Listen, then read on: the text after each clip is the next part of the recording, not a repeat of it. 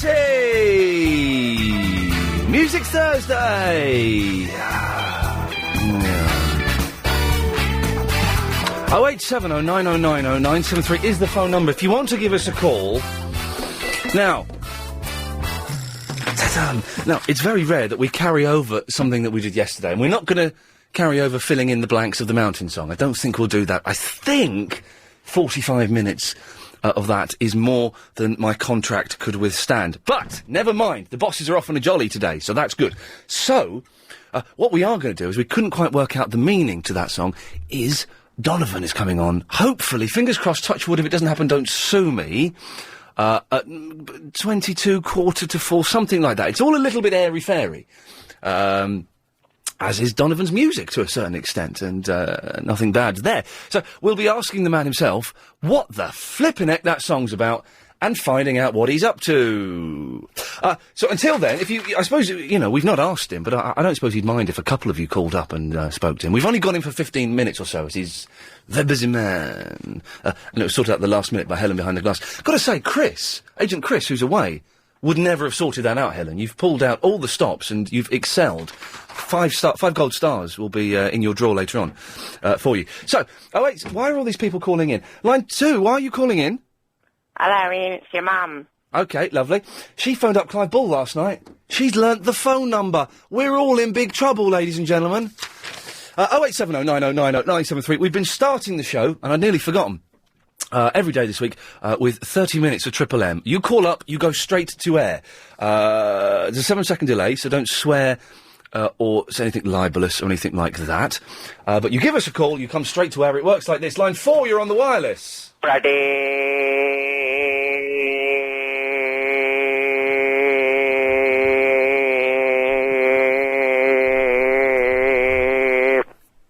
That was a rubbish one. Line 6, you're on the wireless. Hello? Hello. You're on the air. Hello. Hello there. Right, you know what I want to tell you? Can I fill in the missing word from yesterday? No, you cannot do that. We've done that. I know, but there's one word. No. We're not doing that at all. Line 4, you're on the wireless.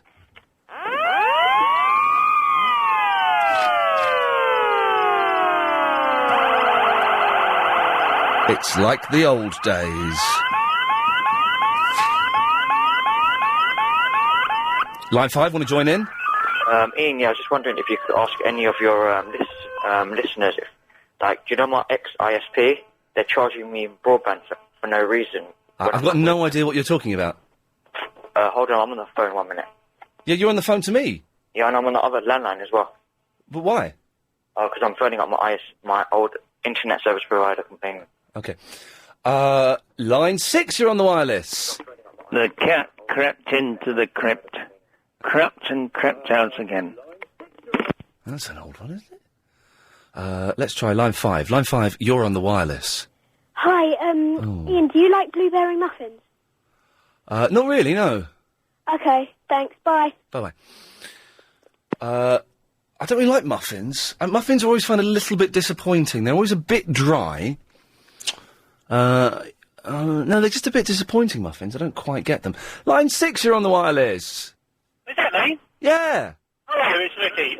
Just to say that you can only speak slander and write libel. No, you're wrong. Okay?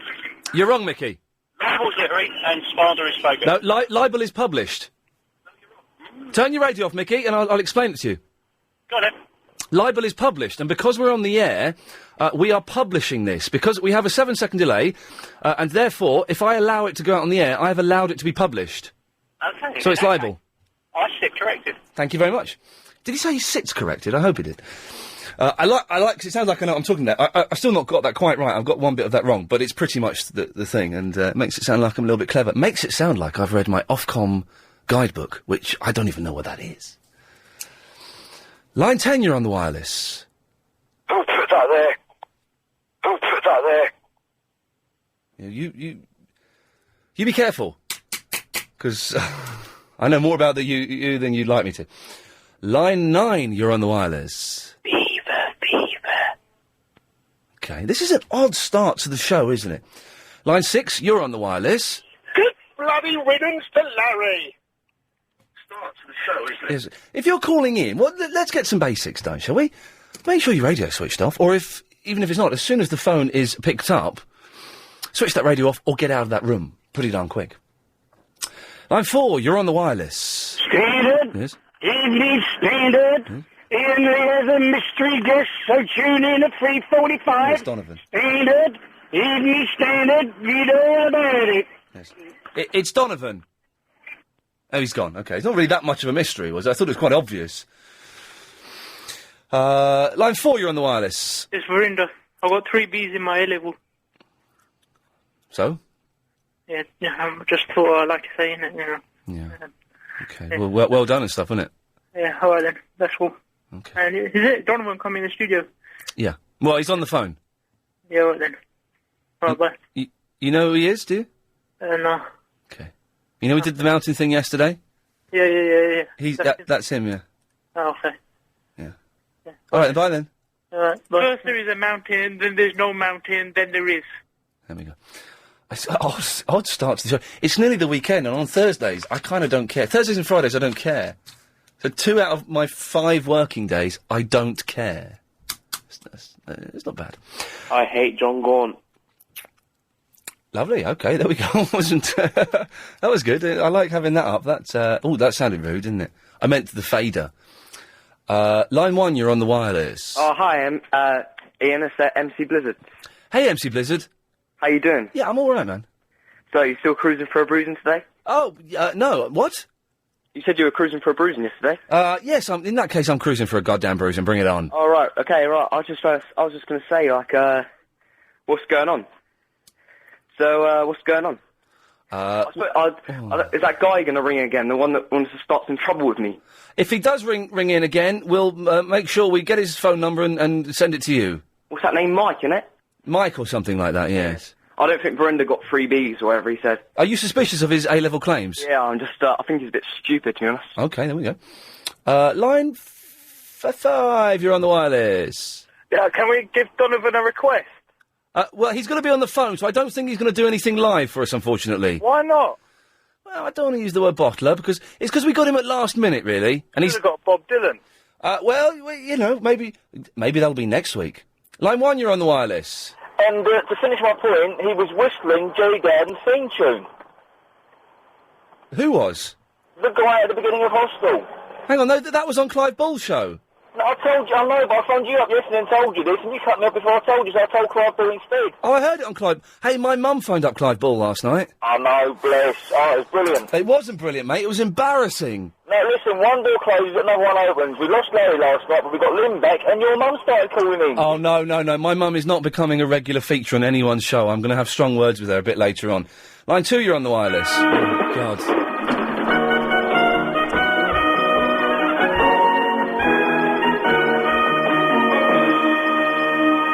Is Heather out on this jolly today as well? Oh, we can just play records all day. Why didn't I know that before?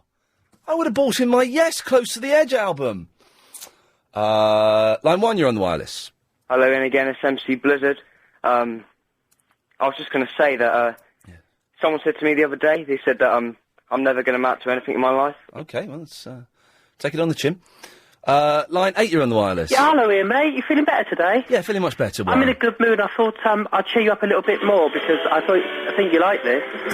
Monday. You can join in with it if you want. I think you know the words. Come on. Come on. Dogs. It don't sing and dance and it don't walk. It's the Reverend Blue Jeans. Where should we go? Why is that there for some strange reason? We don't know. Let's try. Oh, no, I missed it. Line 4, you're on the wireless. Good afternoon, Ian Lee. Good afternoon. How are you, sir? Oh, yes. Excellent. Yes. Now, did you hear your mother last night? Oh, God, yes, on Clive's show, yes, I did. Brilliant. Don't say this, don't, because it's... She was bigging you up, how proud she is of you. I know, I got a little bit teary listening to that. But then she was also saying that when I was a little boy, I was really, really naughty and would shout a lot. Naughty boy. Yes, no, I'm going to have words with her and tell her she must not phone in again. No, I noticed that you're not watching Coronation Street, is that right? That's right, I've given up on the street, yeah. Oh, well, I watched it last night. What happened? For the first time in 3 weeks as well. Yes. And I noticed that a certain Charlie Stubbs has finally cracked onto the lovely, delightful Maria. Oh. What do you think of that, Ian? It makes some kind of sense to... Oh, I'm not getting interested in it. Don't tempt me. OK, we'll have more of your calls straight to air in a moment. It's time now, though, to go to the LBC 97.3 Travel Centre and speak to Amanda Redmond. Thanks very much. Well, let's start off with the... Calls going straight to air. Line 3, you're on the wireless. Hello, I'm glad you've got Donovan coming on and that, but thank you. I prefer Cat Stevens. He's good. We're trying to get him on as well. I like cats, don't you? Oh. Yes. You make me feel like a cat, Ian. Oh, do I really? Yeah, can I put my bum in your face? Yeah, I'd rather not today. What a moment for you to walk in, eh? Groundbreaking radio. That's the Sony Gold, isn't it, surely? A nutter asking if they can stick their bum in my face. Line 5, you're on the wireless. Listen to this, Ian. OK. Is there anybody out there? Anyone that's left in vain? I don't think there is.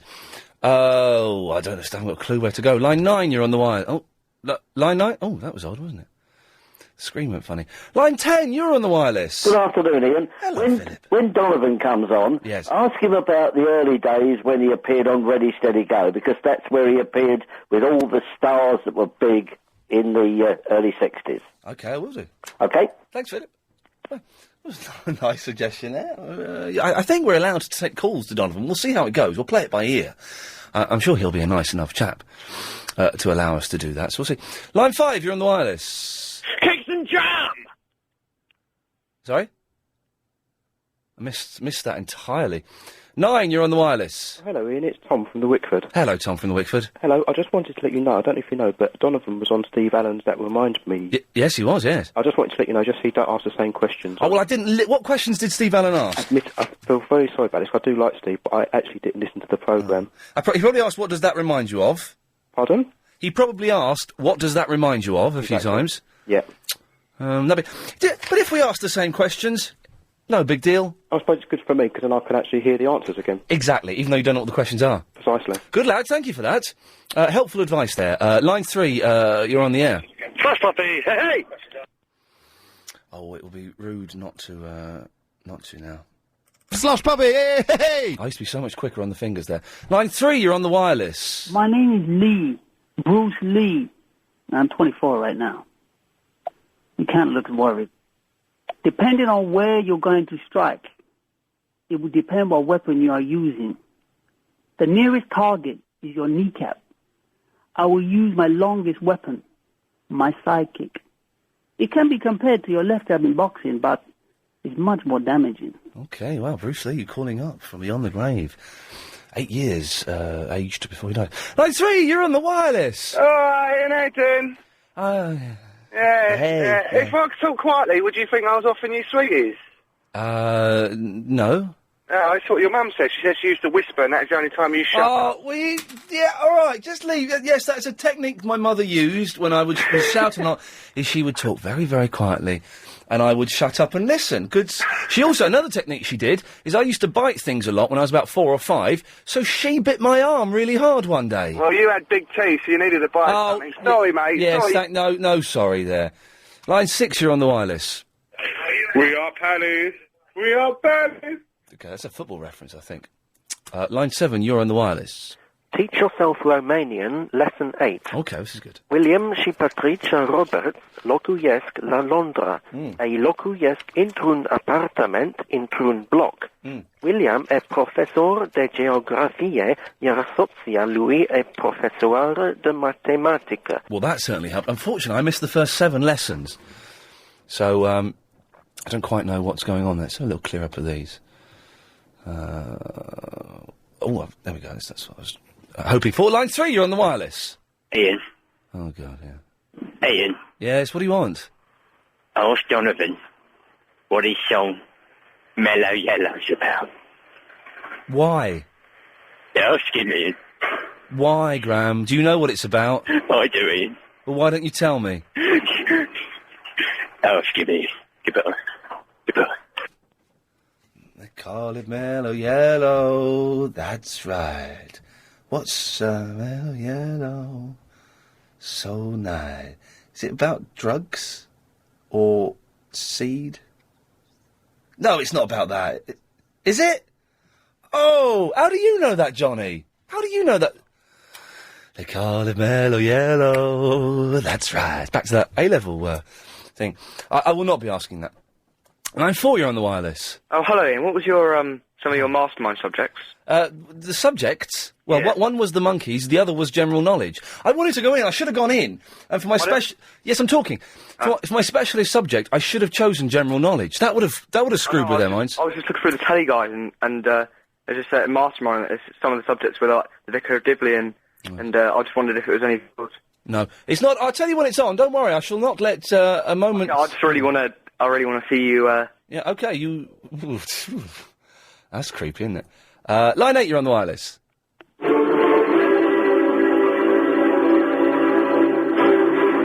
Oh God, this is War of the Worlds. This is Jeff Wayne again.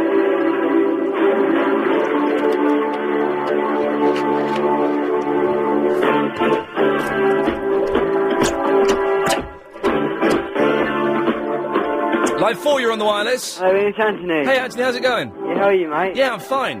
Yes, on Monday I forgot to tell you it was my sister's birthday. Oh, no. Could you do me a little favour? Yes? Will you be able to call up for me and wish happy birthday from you, or not really? I can't really, because we've got a bit busy trying to sort out Donovan and stuff. Who's on today, then? Donovan! Donovan. Can I give a few calls to air? We're taking a few calls to air now. Yeah, can I do some? Yeah, go on. Okay, go on, pick a line. Line 1. Line 1, you're on the wireless. Ian. Yes. Hello, it's Dave from the Welling. Hello, Dave. Anthony's here as well. Hello, Dave. Hello. Hello, Anthony. Alright. Oh, mate, how you doing? Yeah, not too bad, you? Yeah, not so bad, mate, not so bad. Getting on. Is there any point to this phone call, Dave? Yes, I like to spend money on my mobile phone, but apart from that... Ian, I just want to know, did you get the CD I sent you? Which one did you send me? I sent you one with loads, about 800 clips on it of sounds and stuff. Oh, yes, I did. I've not had a chance to listen to it yet. Have a look, you'll enjoy some of it, and some of it you're going to say is absolutely crap. Oh, well, but I've got to trawl through 800 clips, have I? What, sounds and stuff? Yeah, but it'll give you something to play. What is it, Dave? But, Dave, 800 clips, you say? Yeah. And some of them are crap? Most of them. Okay. But a lot of them are from the 70s and 80s. Okay. Oh, I remember the 70s. Do you remember when the 70s were big? Do you remember them? They had loads of hits, the 70s. Dancing Queen. Anyway, I'm not going to trawl through 800 clips, Anthony. I would. Okay. Okay, well, maybe that can be a job. Line 9, you're on the wireless with me and Anthony. Hello, Ian. When are you getting that guy from the Frank Sidebottom Music Thursday? When am I getting that guy from the Frank Sidebottom? Yeah, Adrian's that. Oh, Adrian Teambeat! Yeah, he was funny, man. He was well funny. In the next few weeks. The thing is, he was kind of vaguely similar to the Trachtenbergs who we had on last week, so I thought I'd leave it a couple of weeks. Yeah, but he done a good Billy Bragg impression, innit? He did a brilliant Billy Bragg impression. We'll probably do it in about 2 or 3 weeks. Wicked! Let's go line 10 in. Okay, line 10, you're on the wireless with me and Anthony. Line 10, hello? Space, the final frontier. These are the voyages of the Starship Enterprise. Her continuing mission to explore strange new worlds and seek out new life, new civilizations, to boldly go where no one has gone before. No man has gone before. That's strange in that one. Yeah, it's a strange one, that one. Line 5 in. Okay, I'll let you pick one more. You're picking line 5. Line 5, you're on the wireless. Ian, Yes? you are brainwashing the people. No. Oh, dear. Anthony, thank you for that. Yeah, cheers, Ian. Good lad. There we go. Let's see if we squeeze a couple more in before we leave this town for another one. Line 3, you're on the wireless. Ian, les chante avec moi, et petite poule, quand prendras-tu un petit œuf pour mon goûter? Et petite poule, quand prendras-tu un petit œuf pour mon goûter? Thank you. I'll have that in the folder, please. I'll have that as Little Hen French. Line 3, you're on the wireless. Hello, I just wanted to ask Anthony, if he was on death row, what would his last meal be? Oh, Anthony's gone. We'll put that to him later if he calls in. Thank you for that. Line 3, you're on the wireless. Hello, Ian. I heard you were filling in some gaps yesterday. You heard what, sorry? I heard you were filling in some gaps yesterday. Were you filling in some gaps yesterday? I've not got a clue what you're talking about. Oh, filling in some nice gaps, were you? Okay. What? I missed it. Obviously, this is rude. He's meaning sexually, but I don't quite remember. Line 2, you're on the air. Hi, Ian. It's Stephen here. I want to know, did you get my Paris Hilton interview? The email I sent you. Oh, I deleted it by mistake. Oh, shall I resend it to you? What? Don't bother. What was it? It's quite funny, actually. It's Sunday interview in Paris Hilton. Oh, hang on. Are you Ebon? Stephen. Oh, no, that's... No, yes, send it. He's gone. What just happened there? Okay, lovely. Triple M's over, thank you. Over, but there's a few calls, so let's just... line 2, Triple M is over now. Oh, is it? Sorry, mate. No worries. He sounded really sad, didn't he? Line 3, Triple M is over. Is it? Yes. Oh, Ian, can I stay on until... No. Line 4, Triple M's over, sorry. Yeah, but I'm sorry. Ian, I got cut off before. Yes, I know, it's over. No, it's Stephen. Oh, no, okay. Line 5, Triple M is over. Oh, they bottled it. Okay, 0870 9090 973. I'll speak to you properly after this. Well, plenty to do today. It's kind of an odd show because at some point in the next 10, 15 minutes, hopefully, we get Donovan on the phone for Music Thursday. Some of you may have been bored to tears by the number of times we played the Mountain Song yesterday. I know Clive Bull hit me yesterday. Not hard. It wasn't hard, but the first time we've ever had physical contact, he tapped me on the shoulder with a firm finger and said, "Sod you, Ian, for playing that Mountain Song." He couldn't get it out of his head. He was singing it all... well, I heard a bit of it like his show last night, and he was singing it on that. It was very weird last night. I'd switched my phone on about 9, and as I turned it on, Crazy Bob phoned me up. And said, Ian, I've got, very strange, you've got a woman on the phone saying she's your mum. Well, what's her number? And I gave the number, and it was her, and that's why she got on the air. God almighty. So, Donovan is coming up later on, but I've got a lot of stuff I want to talk to you about, and talk with you about. So people are phoning in, so let's see what they want. Paul in the Penge, what can I do for you? Hello, Ian, how you doing, mate? I'm all right, Paul. Yeah, I keep meaning to ring... Well, I've been ringing up, and I keep losing the signal. I was telling you about... Remember I told you about... I was going out to the Posh Birds? And then I took her to a different house. Oh, yes, so you... Only Fools and Horses. You pretended you lived in a... You got her to drop you off at a posh house. Even though I didn't admit. But that ain't what I'm ringing about. But I lost my signal then, and you wondered if you'd lost me forever. You'd lost your bottle? No, I've lost my signal. Oh, sorry, yes. What I want to talk to you about... Yes. It's about 6 weeks late, but, you know, you're on about these tents that you can just throw up in the air and they... Oh, yes. These are the tents that they're flat, they're tiny, you literally toss them up in the air and they come down fully erect. Now, see, I kind of invented a tent. Yeah. Well, I saw it, not really my invention, but it is in a way. What? Now, I just want to know what you think of it. Right. Now, if you think of a book, yeah, but say the size of a door, and then you open it out like a book, yeah, and that creates a tent, and then you just fold it up, and it's got handles at the side. Oh, you mean like a pop-up book? Yeah, it's similar to a pop-up book, and I can't believe no one's invented it. But you said you've seen it on the telly? Well, no, it's kind of. A guy had it on top of his Jeep in, like, a safari place. Right. But I've never seen it, like, I go Glastonbury and stuff like that. But it's the size of a door, though. Who's going to carry a door with them? Yeah, but it's going to be easy, isn't it? You just, like, open it up like a Christmas decoration, sleep in it, fold it back up, and walk along. It ain't going to be heavy, is it? I'm just thinking, if I had the know-how and the wonga... I could probably be a millionaire, do you know what I mean? Or go on that Dragon's Den or something. Oh, you go on the Dragon... I love the Dragon's Den. I think it's fantastic, if they didn't, like, train a mickey out of me, I'd be all right. Well, I like it when they do. My favourite is the Scottish guy who dyes his hair. I don't know any of their names. Oh, I can't stand him, Oh, he's my favourite. My least favourite is the Greek guy. Yeah, I know what you mean. The Greek guy and the guy who's got a big round fat face like a bum. Oh, he's the one that's been on it from the off, isn't it? Yeah, what's he? He's, not Clark's Shoes, he's, Paul... The woman as well, don't you think the woman's miserable, man? Oh, the new woman? Yeah. She's, oh, God, yeah. But no, the Scots guy, I think he's fantastic, because if you don't like him, you know, they did this Stars on, Only Fools on Horses, and it was celebrities riding horses. Oh, I know what you're on about. He fell off that and broke his arm. Oh, quality. There you go. You see, I was saddened by that. I thought it might bring a little bit of joy to your day. Oh, nice one. Well, keep up the good work, Ian. Okay, well, listen, let me know how it goes with your door tent. If I make the millions, I'll take you for a sherbet. Oh, nice one. Thank you. Cheers, mate. Bye-bye. What's a sherbet? Sherbet. It's just a drink, isn't it? But why is it a drink?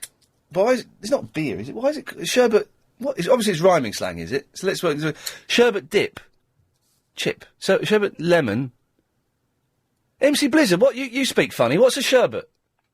I'm not sure, Ian, but I'd like to say a few things if you would not mind. Okay, well, go on. The England school was a great score, wasn't it, last night? The what was? The England score was great. I don't know what it was.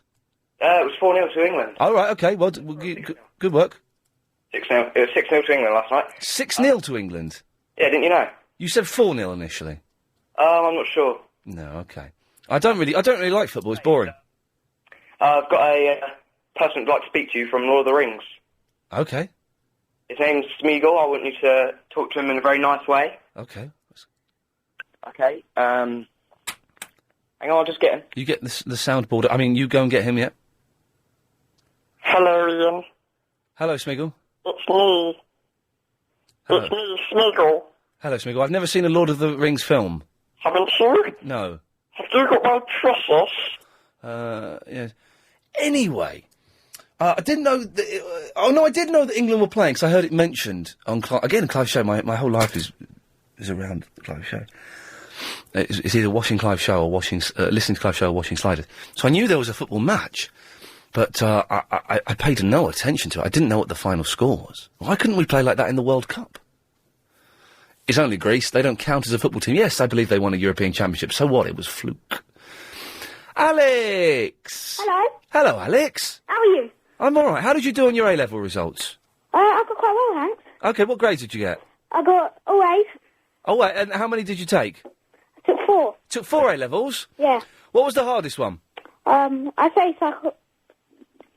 Psychology? Yeah. Yeah, you can't even say it. No wonder it was difficult. And was there one that was really, really easy?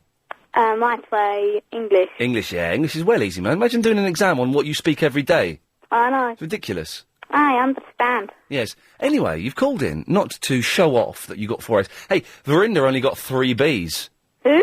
Yeah, exactly. That's it. How soon they forget. Oh my God. Same thing happened with my TV career. Anyway, Alex. Yes? Yes. Yeah? Helen, if you were speaking to me, I couldn't hear you then. Oh, sorry. Yeah, I was talking about... Oh, Okay. Now, the thing is, Alex has done a prank call there and put the phone down, but the line is still up. So we're going to leave that line up for the entire show, Johnny. That means whenever Alex picks up that phone to ring up her mates and say, oh, I've done... Oh, the line's up. Alex? What? Are you still there? Yeah, can you hang up, please? No, my dad needs to use the phone.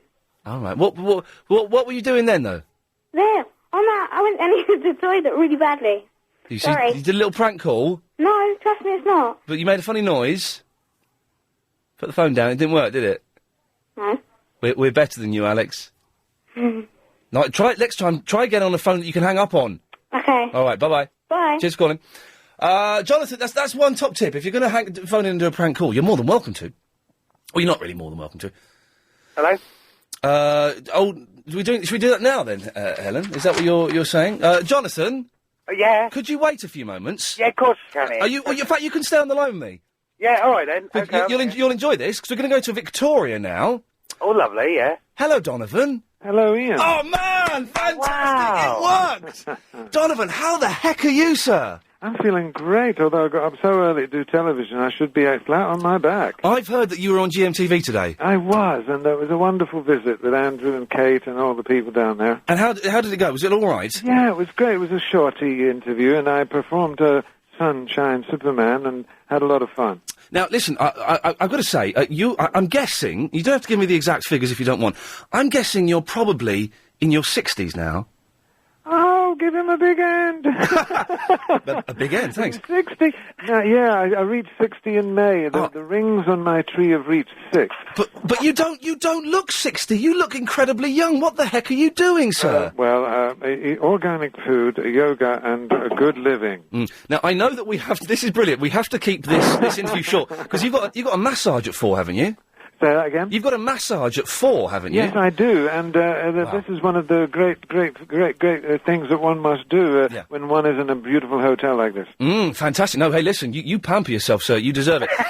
Well, yeah, and Linda, my darling muse wife, and still my lovely darling, she looks after me, and the rigours of the road have put a lot of weight on a lot of people. I'm actually quite healthy, thanks. Now, you've got your greatest hits out at the moment, isn't it? Sunshine Superman. The very best of, yeah. I'm going to ask you a question, because I'm a big fan of the Monkees, okay? The Monkees are one of my favourite groups. I just did a minor celebrity mastermind, and they were my specialist subject. Sure. But I've spoken to a couple of the Monkees, not on the air, just privately, and they get really narked at having to do Daydream Believer.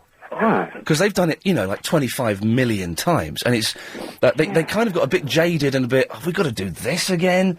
Do you not get bored doing the hits? No, I don't. I tell you why. The songs have a life of their own, and Jagger will tell you, and he has told the press, and McCartney will tell you, and all of us. I mean, we all play our classic songs because people know us for them, and it's a cheat not to, but at the same time, I enjoy them. They're different every night, and I always play a few new songs for the diehard fans, and I sprinkle some album tracks in there, so it doesn't bother me, and it's not a problem for me. That's good that you do the album tracks, because when I go and see a band, I want the hits, but I want some of the slightly obscure ones that that only a hardcore fan would know about. That's right. I don't drive my concerts like a Mack truck through the audience. I kind of sort of feel the audience a bit. And sometimes people they call out, I'll sing that song. Really? Because I've been to gigs, and you think, you see the band and you think, they are playing to a rock-solid, cast-in-stone set list, and they're never going to deviate from it. But you will listen and possibly do requests. Yeah, because I do some of the show, sometimes half of the show acoustic, which is what I'm known for. Yeah. I'm an unplugged kind of guy, Yeah. And so I can go easy this way, easy that way. In fact, it's difficult to do it with a big outfit. But I break it down to acoustic. Is there okay, let's start with this one first. This is probably the easier question. Is there a favourite song of yours you've done from the hits, from all the album tracks, all the obscure B-sides? Is there one that you think, man, that's the best?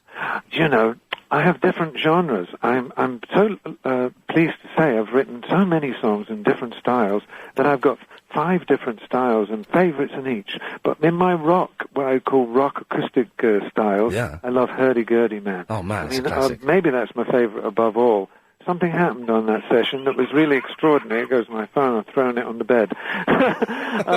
It's Hurdy-Gurdy Man. And in the acoustic world, which is almost all acoustic, Catch the Wind, my first single, is a big favourite. And is there one song, Donovan, you've done, and you've gone, what the hell was going on in that session? I don't even remember that one.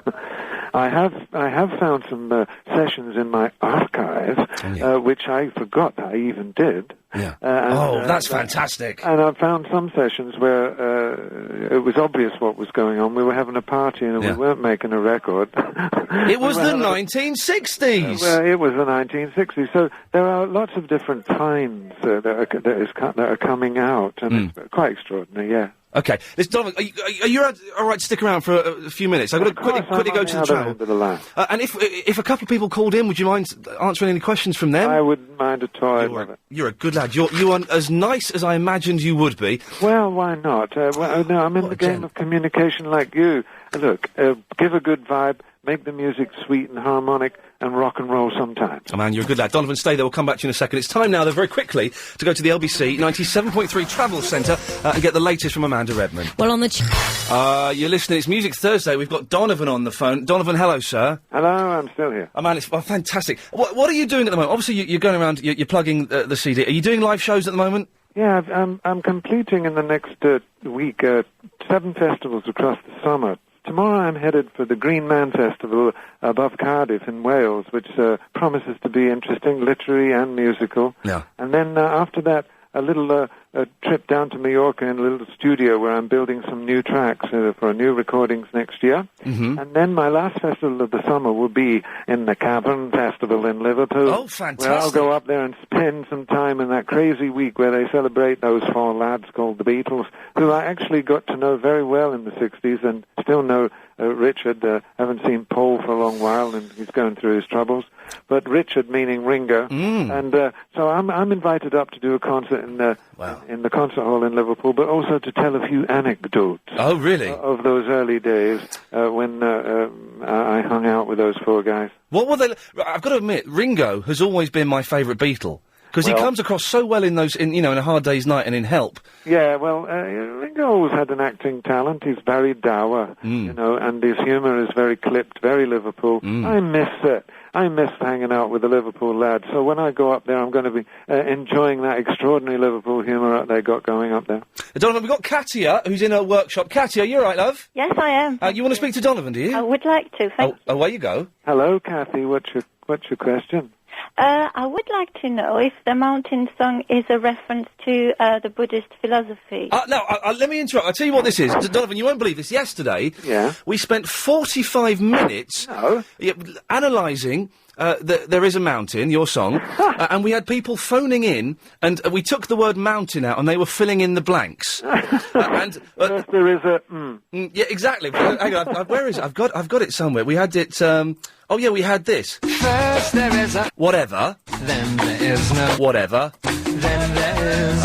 and we could not work out what it is. Katia thinks it's a Buddhist thing. And so what is Kathy, question again, Kathy? Is it a reference to the... Because there is a Buddhist proverb that just goes like that, so I wanted to know... Well, yes, you've got it in one. It's actually it's a special sort of phrase used in Zen Buddhism called a koan, and what it is you have to guess what this mountain is.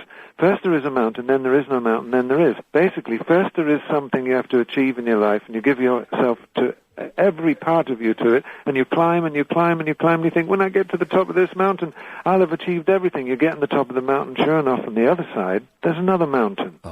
And so it's a lesson of, don't think that the journey ends with the first challenge and the first success that you have. Life is full of mountains to climb. Be prepared to climb every mountain. Well, that's... Katia, okay, you were right, you win. Yes, mastermind. Right. It's a Buddhist... yes, you win a trip to the Holy Mountain. Oh, yeah, paid for by Donovan, not by me, I say. Katia, thank you for that. Very quickly, Varinder called in, and this is him attempting your mounting song. If you could give this marks out of 10. It's a guy called Varinder. Varinder, go for it. Have a listen to this. This was recorded a little while ago. First there is a mountain, then there's no mountain, then there is. not quite got the feel, has he, really? Yeah. But, he's got the quirkiness that I sing in my song. People say, what is that song about? It was a hit all over the world, and yet with people who don't even know the English language, it was a hit. So there must be something else going on. But it's fun to dissect my songs. There's mystery in a lot of my lyrics. I tell you, it is a cracking song. I've got to say, it's one of my favourites of yours. And what's so good about it is you're talking about parties at the sessions. It sounds like you're having a right old laugh there. Do you know what I mean? There's all the noise in the back. It just sounds fantastic.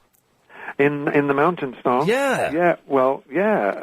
A lot of the sessions then were done in 3 songs in 3 hours, and the party element was very high. And that was a song written with a Caribbean flavour, with a jazz sort of groove, flute player, and a spiritual lyric, and it was hilarious. In the studio, we recorded it in about 20 minutes, and a lot of people in the studio were clapping along and having a good old time. The party feel was very strong on that. I'm going to ask you a question, Donovan. I don't know if you know the answer or if you can't tell me the answer.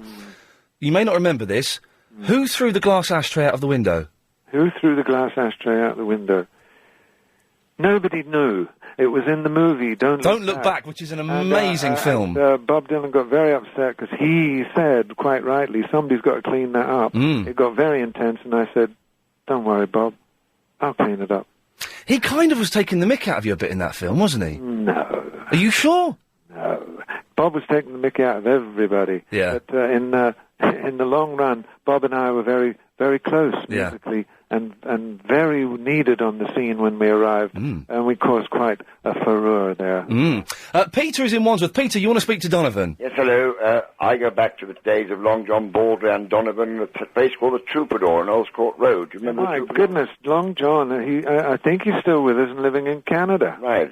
And, I was just talking about John Mayall today, thinking of contacting where John is. Those early bluesers who began the whole blues revolution. Fantastic. Yet I was sort of in my teens then. I've now progressed now. I know where you sing, I ring a bell and shout, I'm a town crier, but I have very fond memories of you and Very Long good. John and Earl's Court. Well, that's cool. Them were the days just before it exploded and before the folk blues jazz scene took over popular culture.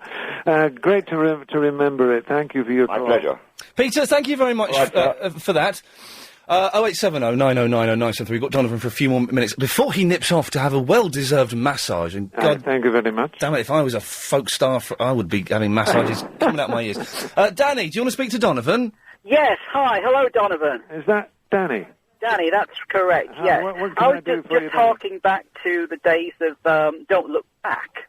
Yeah. Amazing film. And I remember that scene where you were swapping songs with Dylan, and you did a song, and Dylan said, yeah, that's a really great song. And I was just wondering what it was like hanging out with Dylan, what sort of guy he was in those days, and, how you got on with him generally, etc.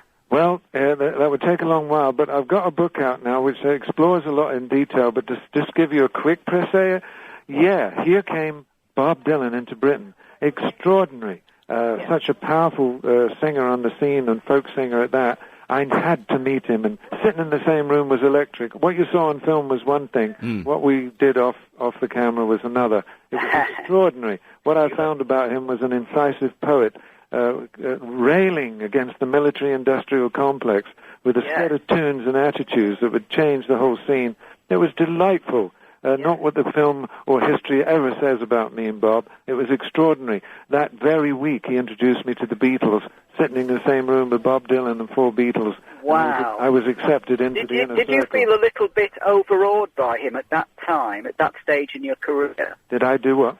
Did you feel a little bit overawed by him at that stage? Well, yeah, as I say in my book, I was like the younger brother. They were all about 3 or 4 years older than me. But George Harrison, when we became friends, said, you felt out of your depth, Don, but you weren't, Yeah. And so I was now part of the singer-songwriter world.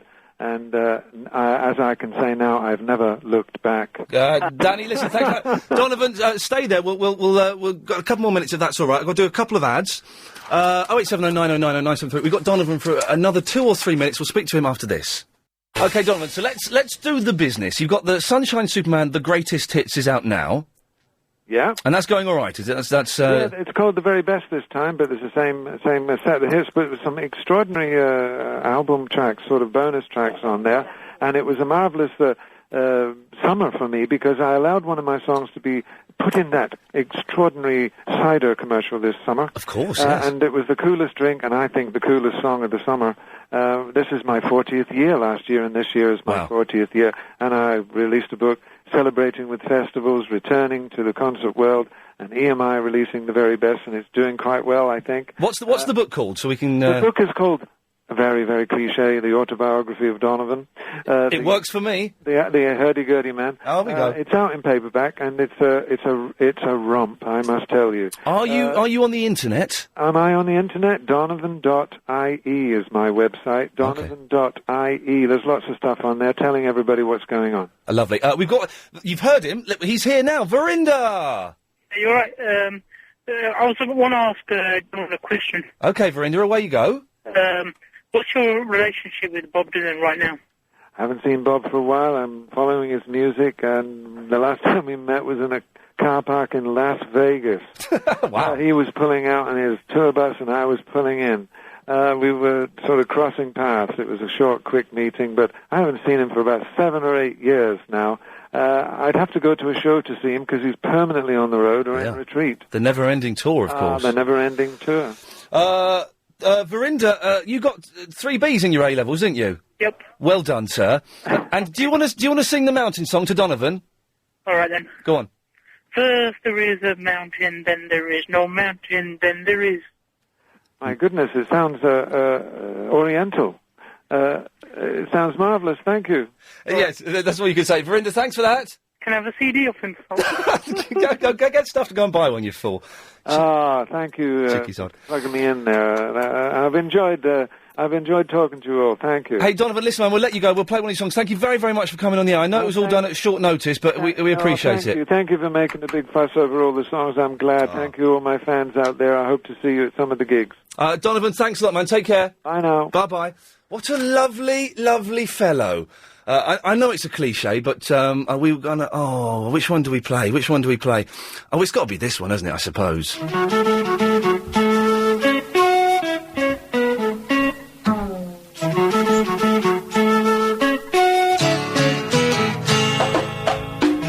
There's a mountain, then there is no mountain, then there is. Love it. Has it been explained? We've had people calling in trying to explain it. We know what it means now, so... The man himself told us. Donovan has just left the telephone. He was on the telephone, didn't come in. He's off to get a lovely massage now. I haven't had a massage. I don't know when the last time I had one. Maybe about, when was I? About 7 years ago. I haven't had a massage. I could do with a massage. Will be quite good. You have to be careful, though, because some of these massage parlours aren't what they purport to be. Oh, no. Anyway, 0870 90 90 973 is the telephone number. Why on earth would anyone want to learn a foreign language? You don't need to, do you? I'm just thinking about this. Because someone on the radio the other day showing off that they could speak loads of foreign languages, and it seems kind of a pointless thing to do. And I was toying with the idea of learning Japanese, and I did for a bit. It just seems like a lot of effort when most people speak English. Even if they don't speak English, wherever you go, there'll be translators. There's ways around it. It just seems like a lot of effort. If you speak a foreign language and you actually use it, that's the thing. A lot of people just learn, the French and the Spanish and the German at school, but then they never actually use it. If you do, 0870 9090 973. We seem to have a big... Oh, Jonathan, God, you've been there for about 30 minutes. Yeah, I know, my arm's aching, because I'm holding the phone. What are you doing? Oh, you're holding the phone. Yeah. It's too early in the afternoon, but what I was going to talk about was pedestrians. Oh, yes. Yes, I did mention that, didn't I? Right, yeah, pedestrians. See, you had this idea ages ago, which I thought was very interesting, was about the speed limit. Do you remember when you talked about the speed limit? Yeah, I'm just going to chuck this bottle in the bin, hang on. Yeah. Oh, I missed it. I missed it. Hang on. Yeah, go on, wicked. Oh, yes, sorry, Jonathan, what were you saying? No, that's okay. And I think we're too soft with pedestrians. Yes. I think we should not have pedestrian walkways as zebra crossings, we have runways. Yes. And you have a runway at the edge of the road, and they run across the road when there's a spare gap. I know, I don't think we should... I'll tell you what did my nut in today. I was driving to work and going through one of the Finchleys, East Finchley, North Finchley, I don't know which one I drive through, and this woman stepped out into the middle of the road. She's in the middle of the road, and then she just stepped out in front of me and held her hand up as though that was gonna save her if I didn't bother putting my brakes on. Now, luckily, Jonathan, I am a responsible driver. I was going at a steady pace, and I was able to apply my brakes and stop. But the fact that this arrogant woman just stepped... You will stop for me? Well, no, why? And then she just got in her... Oh, it really got on my nerves. And I thought, you know what, you shouldn't be doing... There were traffic lights 100 yards down the road. Go and wait there. Go and wait until there's no traffic. Don't stop. Don't make me stop. I'll stop when I want to. Exactly. Yeah, and I don't know if I'm a professional driver, so I do all the time, and I have to say that women pedestrians are the worst. Yeah. You know me, I'm not at all racist or feminist or whatever they call it. But I hate those Asian women. No, don't. That's how that sentence normally goes on. Yeah, because it's just women in general. They think they own the road. Yes. They think they can run out in front of you and put her out like she did to you. It's arrogance itself. Yes. You know what I mean? And then the ones that, like some of the bike riders who run out in front of you, and then if you just, even though I'm responsible, I've almost clipped a few pedestrians, and they start waving a fist at me because they've stepped off a pavement into my, do you know what I mean? I've got a job to do. They've got nothing to do but walk around the road. Well, I suspect that they have a little bit more to do than just walk around the roads, but I take your point pretty... Betty, are you responsible when you cross the road? I want to fight Jonathan. Oh, crikey. I want to fight Jonathan. You can, Betty. I'd love to. I'm iridescent with rage. I usually agree with everything you say. I want to fight you. Yeah, you can, honestly, I'd love it, Betty. Oh, my darling, if I step out in front of you and put the bag up your... I'd love to mud wrestle you, it'd be wonderful. Oh, God. Oh, Don't be like that, sweetheart, but I bet you'd stop if I stepped out in front of you and put my bag up. I'd come down to Bognor with you. Your vehicle would be ruined, my darling, if you hit me. Betty, what's wrong with you? Your voice is a bit croakier today. You're always saying that. You're trying to get me off the fags. Cut the personal stuff, Ian, please. Love, it's bad for Thank you. you. It's bad for you. Darling. Maybe we'll have Better than it usually is. But listen, Donovan! Oh, my God, I was rolling. Rolling what? It's beautiful. It was fantastic. I love him. I'm a woman of the 60s, as you know. I was quite very, very, very young, but I took to music at a young age. It was so gorgeous. Yes. Isn't he a lovely chap? Wasn't he a gentleman? Absolute gentleman. He's more than that. He's I don't know. Do you know, he's even gone up in my estimation. I've always loved him. Yes. Betty, can I... I'm just wild about saffron. Betty, can I tell you? Oh, God, what's going on? It's just like two mad old people. He's one of my big heroes. Ian had me on the line, and he never even let me answer a question. I could cry. Jonathan, you could have asked him a question. I did. I said, can I ask a question? And you were so excited, Ian. Oh. But I like hearing you when you're excited. So, it didn't really matter, you know. No. It's just that he's my all-time hero. I'd love to have said something, but... No, your all-time hero was Glenn Campbell, I thought. Yeah, it was, actually. Glenn Campbell. Yeah, so what's wrong with Glenn Campbell? Rhinestone Cowboy, lovely. Boring. Right, Yes. right, okay. Betty, is there any point to your call today? Yes, there was, but it was a topic of about 15 minutes ago. You know what it's like trying to get onto you. It's very well. Played up for 3 days. Yes. Let's just say, inflatable tent. after you two, it's not that busy. So you know, Oh, so we get a bit of a chance to stay on for a minute. you get a bit of a chance from it. 'Cause there's no one else. Oh, it's nice staying on Ian for a while, isn't it? Steady on. So yeah, someone phoned in and said he wanted to invent a tent that was like a door, but it was like a pop-up book at the same time. Yeah, what's that all about? I don't understand that. What do you do? You throw it in the air and it comes down the deck? No, oh God, I was trying... That's the one that I'm referring to, the one that you throw up in the air and it inflates. It took me back some years. Yeah. Oh, God. I'm tempted No, do you remember the... You see, Yeah. no, the reason... Another it's Donovan slightly- song. There. This is slightly cryptic, but it reminded me of an outfit that I used to have, that when you threw it up in the air, it actually shrunk down into a little clump. Vacuum packed they were. What on earth That are you... was the reason. A pump-up tent, a blow-up tent. I had one, Betty. Right, everyone shut up. Betty, what the hell are you talking about? Well, you know the tent that you throw... Yeah, I've got that bit. It's crumbled up and you throw it up in the air and it springs out and opens up and it's fully erect. You know that one? Yes. Well, I had a... Well, I don't know whether I can say these words on the radio, my darling. Well, what words are... a lingerie outfit, a top and a bottom. Right. Handsome bra. Okay, God. I had an outfit that, because I was rather large of hip, as you know, my darling, and I wasn't ample in the upstairs department in those days, so I used to have a large padded. Betty, can I interrupt you for a second? If anybody else wants to call in, I'm not saying I'm desperate, but unless you want to listen to these two old windbags whittering on for the rest of the afternoon, 0870 90 90973. Carry on, Betty. Well, are you going to wait to hear the end of the story, or will I hang up now? I think you should hang up now. Oh, don't What about the igloo tent? Don't you remember the well, what igloo I want, just let me quickly tell you the You've got punchline, 20 because 20 this seconds. is how it ties into the tent that expands. Yes. I used to take these off and throw them up in there, and they used to come down crunched up in a little ball, so people would think they were very small. Brilliant. Thank you, Betty. Thank you, my darling. Yeah, that was the punchline, Jonathan. Oh, I didn't. Sorry, I thought she was talking about the igloo tent. You know the old igloo tent? You have to Oh, God, I've lost the will to live. If you could learn the secrets of... Ian at lbc.co.uk. You can telephone. That's probably the best way of doing it. Oh, I had to look at the phone number then. That was odd. I actually glimpsed up to look at that. 0870 90 90 973. Anne's in the Woolwich. Hello, Anne. Hello, Ian. I just thought I'd phone up. I know you had Donovan on there a few minutes ago, didn't you? Yeah, oh, man, we did. What a lovely fellow. Yeah, and I know he was on the television this morning, but I hadn't spoken to him for years because he's my cousin.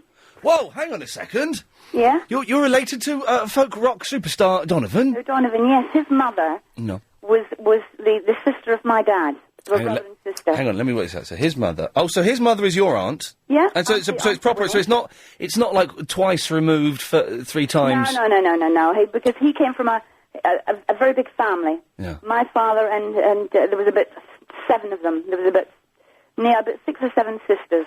He sounds and quite... There's only two boys, my father and his brother. He Teddy. sounds quite posh, Donovan. Were they posh? No, you must be joking. Well, this is what St Vincent's. This is what I thought, but he sounds very well, quite well spoken. I'm surprised. The sisters were very good, very well educated, because they all emigrated. They all went to America. Ah. They've done extremely well for themselves. Yeah. But you've not seen him for years. I haven't. Are you still in? I mean, do you still send Christmas cards and stuff, or was there a big family bust up? Anything else when you grow up and the children separate and do their own thing and what have you? I came to London. He was very quiet and very reserved when he was a little boy. Yeah. But he moved on as well. I mean, he came to London when he was fairly young, didn't he? And when you may I ask how old you are? I'll be 60 next year. I'm 59. So when you were you were young and he was having hits, did you go around and say, oh, you know that Donovan fella? Yeah, that's my cousin. I did, yeah, I did. And why not, man? I'm sure it would have sounded cool at the time. Of course we did. Yeah, we're very proud of him in actual fact. And what's it like seeing him on the telly now? It's like seeing a mirror image of my brother. Oh, really? Wow. Because my brother's he was very dark hair, and big sort of saucer-type eyes. So it's like looking at my brother all over again. And you can see his mum and dad. You can see Big Donny, that was his father. Unfortunately, his mum and dad have passed away, but you can see the resemblance there. Big Donny? His father, yeah. Wow, and they're from Glasgow. Yes. I bet that's a tough. Big Donny. I tried to do a Scottish accent and I embarrassed myself as I often do. Listen, thanks for that. Yeah, you're more than welcome. And hopefully I might hear from him. I think I've got his email address. I might just drop him a little. We'll go to his website or send him an email, and I'm sure he'd be more than happy. Unless there's something you're not telling us that I'm sure there isn't, but we don't know. No, not at all, for goodness sake. There's no hidden skeletons, I can assure you. And thank you for that. Really nice to speak to you. You're more than welcome. Bye. Bye-bye. There we go. Nice lady. So look, I don't see my cousins. I don't keep in touch with... Cousins are a weird relation, aren't they? I see one of my aunts and uncles, every twice a year, 3 times a year. Don't really see my cousins, and it's not that we don't get on or anything. Cousins are a weird relation, aren't they, really? It's kind of... They're sort of your age, but that's the only thing you've got in common. Joanne! Hello. Hello, Joanne. Hello. You're right. Yeah. You sound a bit down. What's wrong? No, I'm okay. You sure? Just been working hard. Oh, yeah. What have you been doing? Sorry, I made that sound sexual. I didn't mean to at all. Sorry. It's getting towards the end of the week, and you know what it's like. You just kind of give up hope. What have you been doing? I'm a complementary therapist, and I've just overheard you talking about massage earlier. Yes. And just thought I'd give you a ring. Okay. Nice one. So you hadn't had a massage for about 7 years? The last 2 massages I remember I had a massage in Japan, which we were talking about earlier on, Helen, and it was awful. It was this tiny little woman who just kind of beat the crap out of my back, and I felt worse afterwards. I can imagine. And one I had a couple in China, in Beijing, and one night me and these blokes were steaming drunk, so drunk, and this guy said, let's go for a massage. All legit, nothing dodgy-bodski. Not this one, anyway. And we went to this you go to this place and there's a big pool, and you get into a hot pool, and then a cold pool, or the other way around or something. Yeah. And then I was so drunk, the next thing I remember is waking up, lying face down on a bed, and this Chinese dude had my legs, and he was pushing... my foot was almost touching the back of my head. He was pushing it that hard, and that's all I remember. And I felt amazing afterwards. Yeah. But that's it. No, you should. I wouldn't. Say that you should have a massage when you're under the influence of alcohol. I was off my nut. I fell asleep in it. I don't remember any of it. But no, that's But I haven't. I've had a few people come to me and I've smelt it on their breath. Oh, yeah. And I've said, I mean, if they've had 1 or 2, I'd say, well, only this time. Yeah. But next time, please don't drink, because it can give you really bad headaches. And if anything happens to them, then they'll probably come back to me and say, oh, you made me feel really ill. I'm guessing it could make you puke up. Yeah. And just get really headaches, because you're getting all the toxins out anyway. And if you've got, double toxins in, because of alcohol, then you're just going to be really, really feel really ill. Now, I want to go for a massage, Joanne. Where do I go? Come to me. You sound a little bit desperate there. I do reflexology, Reiki. Oh, I don't want any of that Reiki nonsense. That's where they don't touch you, isn't it? No, I actually do hands-on. Okay. Hands-on Reiki. But Reiki is made up, isn't it? It's not No. real. No, it's not until there's lots of skeptics out there, but until you have Me? a treatment, Yeah. you get blown away by it. Sorry? And how much is that? I charge £40 for an hour. And you get blown away? Superb. The thing about that, is there a particular type of massage that you do, or is it because when you're like with your girlfriend and stuff, and you give like a little massage on the shoulders? Nah. The thing is, I do therapeutic holistic massage. oh, so that's yes. So it's very, very good for aching back, Crystals and things. relaxation. No crystals. Good. I don't get that crystal nonsense, do you? That's No, I'm not into crystals. no, it's silly. Well, Joanne, it's very kind of you to offer. Yeah. And I may consider it. I may consider it. But you're in Lewisham, which is a long way away from me. No. I do try to do home visits. I could come to the studio, bring my blimey. couch. You bring your couch? I do Indian head massage as well. You don't need a couch for that. Joanne, listen, we'll bear it in mind. No, I don't think so. But thank you. But no. I don't think so. It's Paul in the South Norwood. Hi, Ian. I'd just like to add to something you mentioned earlier. Yes, Paul. I'm not anyist, I'm not ageist or against women, but I've noticed... You hate old women? No. Okay. When old people jump out in front of you, Yes. they tend to hold up an umbrella. Oh, the umbrella, of course! The waving of the umbrella! Right, yes, right, which, Yes. they're old people. And what frightens me even worse is young mums who push their buggies out in front of them Okay. to make sure you're going to stop. Steady on, we're bordering on talk sport territory here. Let's, yes, I'm aware of that. But it's pedestrians in general. They need to learn. I don't think if pedestrians can't drive, they shouldn't be allowed to cross the road because they just step out. They think, there's a bus. I'll jump out in front of that. It'd be well easy for the bus to stop. A bus weighs 6 tons, and my car is rubbish. I know. Not only that, yes, they put in more crossings and more traffic islands. Okay, yes. I think we should bring in jaywalking laws like they've got in Okay, I'm going to... We turned into talk sport for a second there, ladies and gentlemen. I see... Nice fellow, but, we'll be doing parking tickets next. And, dissecting England's, performance last night on... That was Lady Alex. In the football. And then talking about that fella that won a tennis game. Oh, well done, someone... Oh, an Englishman won a tennis... Who gives a stuff?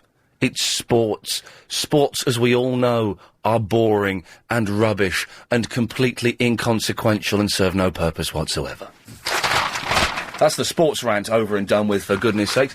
0870 9090 973 is the phone number. Ian, now that this is an email from River D. Ian, now that the mystery of the mountain has been told to all... if you missed it, we had Donovan on the line. Line 2? I think we just have to put up with him and accept he's going to call in. There's no way we can stop it. So we just have to accept it and put up with it. Now that the mystery of the mountain has been told to all, can we have a new tune to ponder over? We'll see what we can come up with.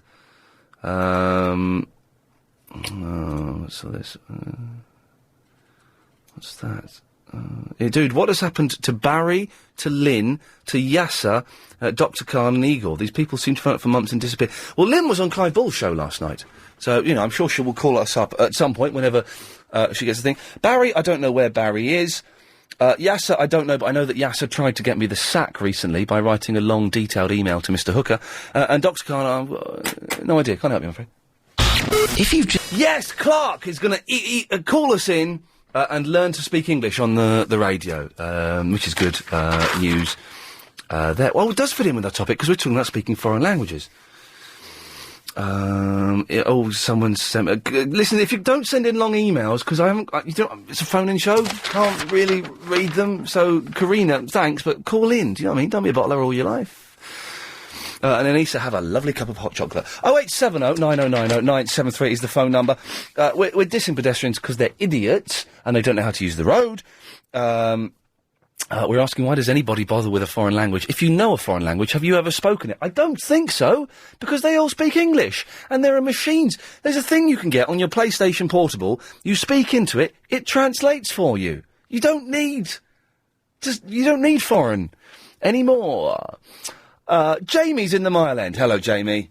Ian, all right. Hello, Jamie. How you doing? I'm pretty good, actually. I'm looking... I wish the weekend were tomorrow, I'll tell you that much. Well, it kind of is. Well, I suppose it is, actually. Yeah, stuff it. Yeah. Do you want to know why I'm calling in? Yes, I do. Yeah, well, someone told me that Donovan was on the radio. I listen to your show sometimes, and I know that you played his mountain tune. And anyway, then someone rang in and said they were his cousin. Yes. I'm his cousin as well. Well, hang on a second. And I was going to ring in, and then they did, but I'm not 100% sure who they were because I missed their name. Who was Donovan's cousin? Was it Anne or Claire? Anne. It was someone called Anne. Anne, right. Okay, I think that's the other side of the family or something, perhaps. That was her... Right, let me get this right. Her mum was... Oh, I'd forgotten the connection already. Well, he's actually my second cousin, but my dad grew up with him. Oh, hang on a second. Second cousins don't count. Well, yeah, I see him a lot. I see him a lot more than she has, probably. When was the last time you hung out with Donovan? Jamie, he's there every now and again. He's where? Family occasions. But the last time I saw him was he gave me 2 tickets to go see him play an exclusive gig in London. And how long ago was this, Jamie? Well, 8 months ago. Your story doesn't hold much water, it has to be said. I don't get... We've had this explained before, what a second cousin is and what a, first cousin twice removed is. He's my dad's cousin. Okay. But it doesn't... That's such a... I'm not... tenuous. I know it's tenuous. I'm not dissing... Jamie, don't get me wrong. I'm not dissing you at all. You're still related to Donovan, which is cool. Don't get me wrong there. But in general, yeah, the second cousins thing, it's a kind of a weird, tenuous... I don't know. I've got no idea who my second cousins are. And I don't really want to know, to be honest. Well, I see Scottish families, a little different, I suppose. There's lots of them all hang around together. And... You've managed to shake off your Scottish accent now. Oh, well, I consider myself English. I'm the first Englishman in my family, so I think... Good lads. Well done. I think I'm despised. He's a nice fella, Donovan, wasn't he? I missed the first part of the show. I only turned it on when you were playing the tune. Oh, hang on a minute. So, you missed it. He was on? Yeah. My mate emailed me and said he was on. So I tune in anyway, normally. I was about to say... Have you ever listened to this show before? I have, definitely. I have. Tell me a regular thing we do on this show. Your people call up and you talk to them. I did. I was listening the other day, I promise you. And what did we talk about? What did you talk about? What were you talking about? You were talking the other day and I've gone blank. Jamie, I'm going to have to say goodbye to you. You think I'm a chancer, don't you? Yes. It's Anthony! Hello, Ian, back again. Hello, Sorry, mate. That's all right. What's that about a PSP, your language thing you can do? There's a thing you can get on the PSP. I've only seen it, on This Morning, the programme. Yeah, with, I watched that, sorry. Philip and Fern. Yeah. And what they do is they say, coming up on the show, the doctor will be talking about hemorrhoids, and they'll cut to the doctor just waving. And then it will say, and we've got this fashion man on, and this big camp man will go, yes, coming up later, I'll be talking about this. And then they said, and the gadgets expert has something for us.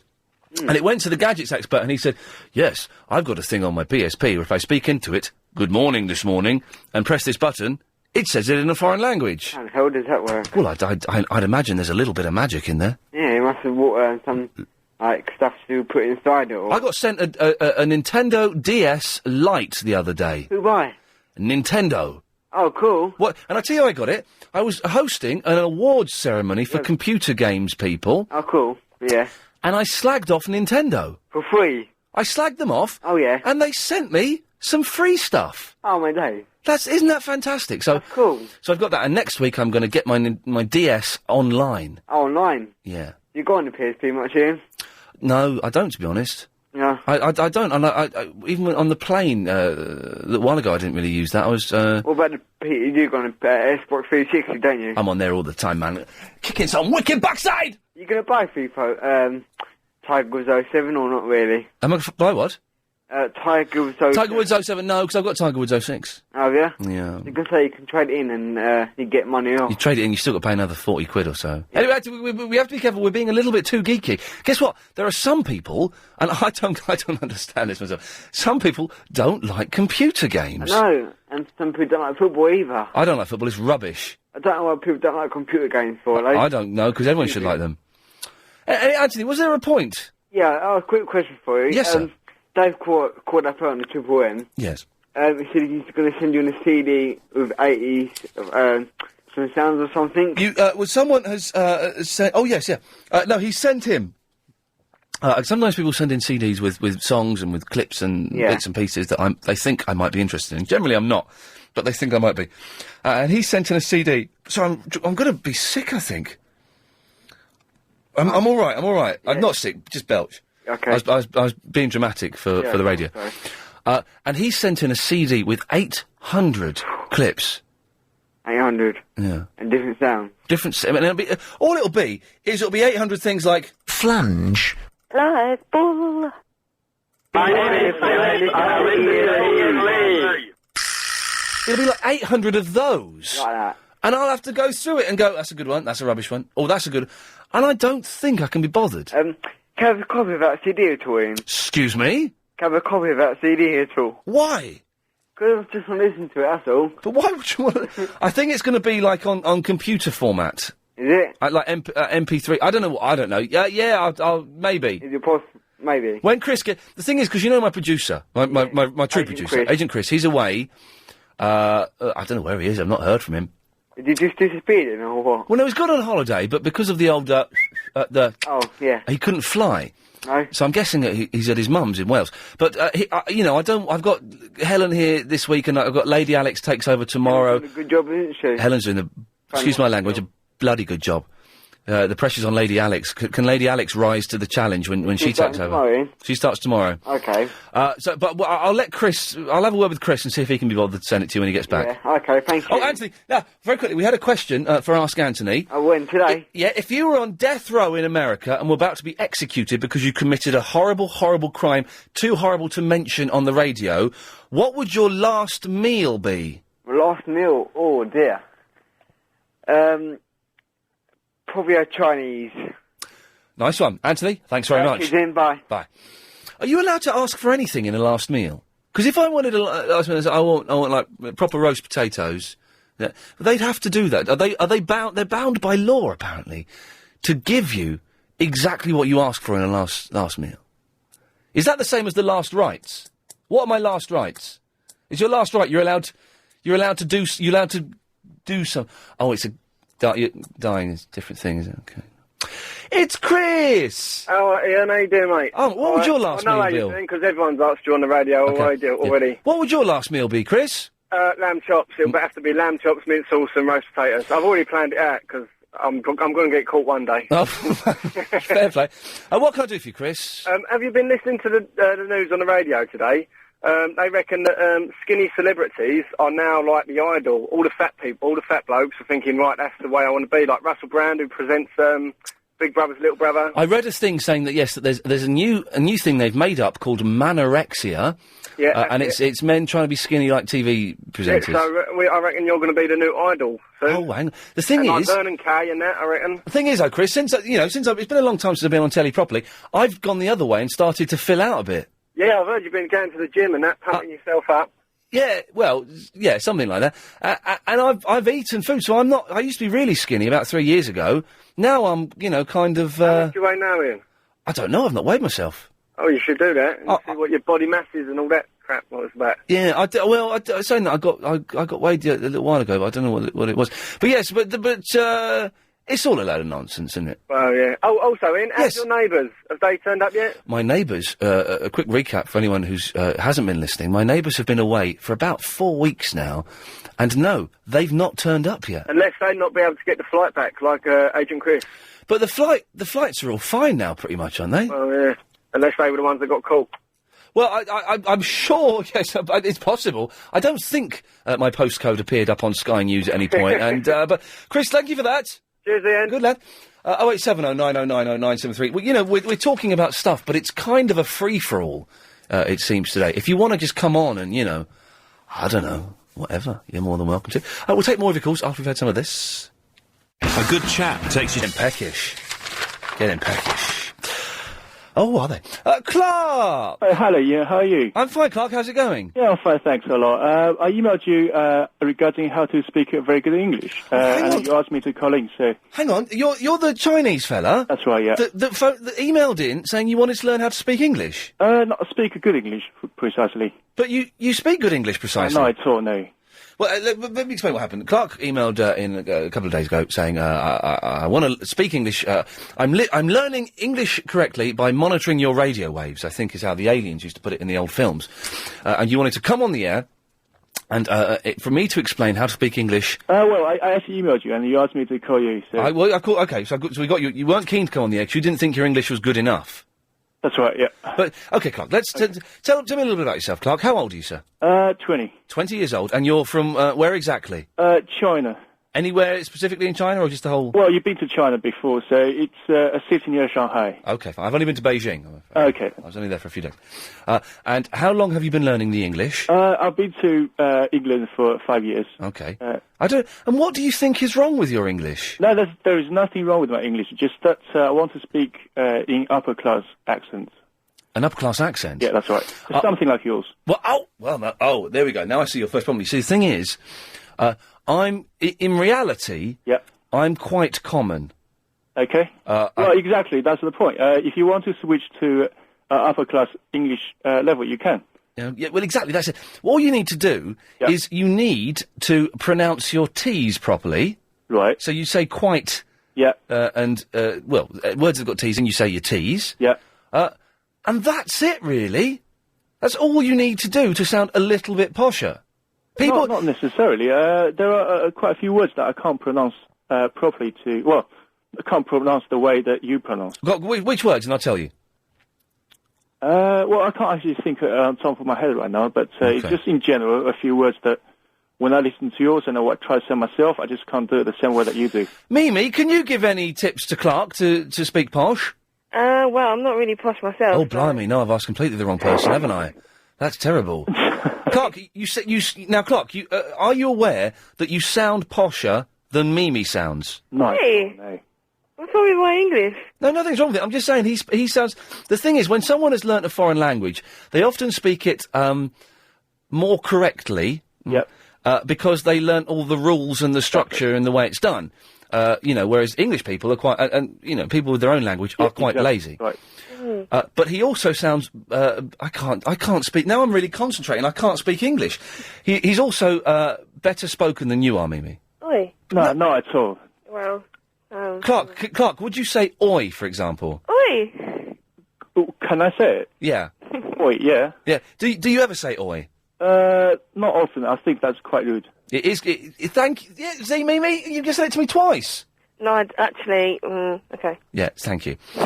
Would you ever say... The problem is that in my university... Yes. For the course which I studied, there aren't that many people that speak very good English or upper-class English. That's why I can't actually pick up the accents easily. Okay. About 2 years ago, I was studying in a private college where the people and the teachers were actually from Cambridge and Oxford. So they're all quite well to do. I've seen people quite a lot, but I think my standards dropped since I joined the university. University students, you see, they're a dirty bunch. I was one myself. I know exactly what shenanigans they get up to. Yeah. Well, you can use words like shenanigans, for example. That's a good word to throw in. What does that mean? Shenanigans? What does shenanigans mean? It means like activities, carrying on. Right. So you'd say, when I'm concentrating on it, I can't speak the language at all. The point is that probably I want to pick up those very British words in the next 5 years, but in the very short term, I was allowed to pronounce the words which I already know properly. You get what I'm saying? Of course I do. Yeah. What you need to do is you need to... every time you come across a word that you can't say quite, because it is hard to think of it on the spot. Yeah. Every time you come across a word that you can't say properly, write it down. Yep. And when you've got a list of about 10 or 15 or 20, email it to me, and I will do a little feature on the show where I say those words properly for you. Oh, okay. And then you can, and I'll email you back just to let you know when we're going to do it, so you can be listening. Yep. And you will get what I'll do is I'll say it, and I'll also get some of the callers to say them as well, so you can get slight variations. Oh, would that be helpful, Clark? That'll be very helpful. Now, maybe you could help me, Frank. When I was in Beijing, we went to stay at a very posh hotel. I can't remember what it was called, but it was being paid for by a very rich man. And all of the waitresses there were called Betty and Anne. Yeah, that's right. That's one of the things about Chinese. They often pick up very common English names.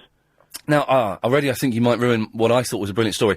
I was told there is one man in Beijing, and girls go there, and he gives them an English name.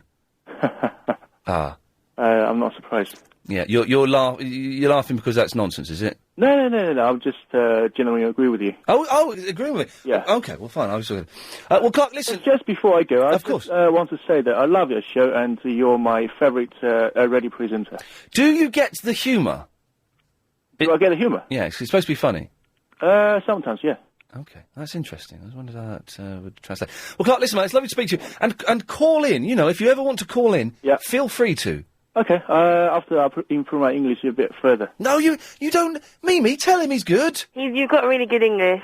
Oh, well, there's a lot of people tell me that, but I'll probably have a rather good English compared to a foreigner, but nothing like yours, Ian. Wow. I feel honoured. I feel a little bit teary. Clark, you're a nice lad. It's good to speak to you. All right, see you. Bye-bye. Bye. I can't believe, Mimi. He thinks his English isn't up to scratch, where you think yours is all right. I think mine is okay, actually. Huh? I think mine is brilliant. Oh, now you're putting on your posh voice. Excuse me. Yeah, we go. You've dropped the oi, and you've dropped the accent, and now suddenly you're speaking all hoity-toity. Yes. Mimi, stay there. We'll speak to you after this. Okay.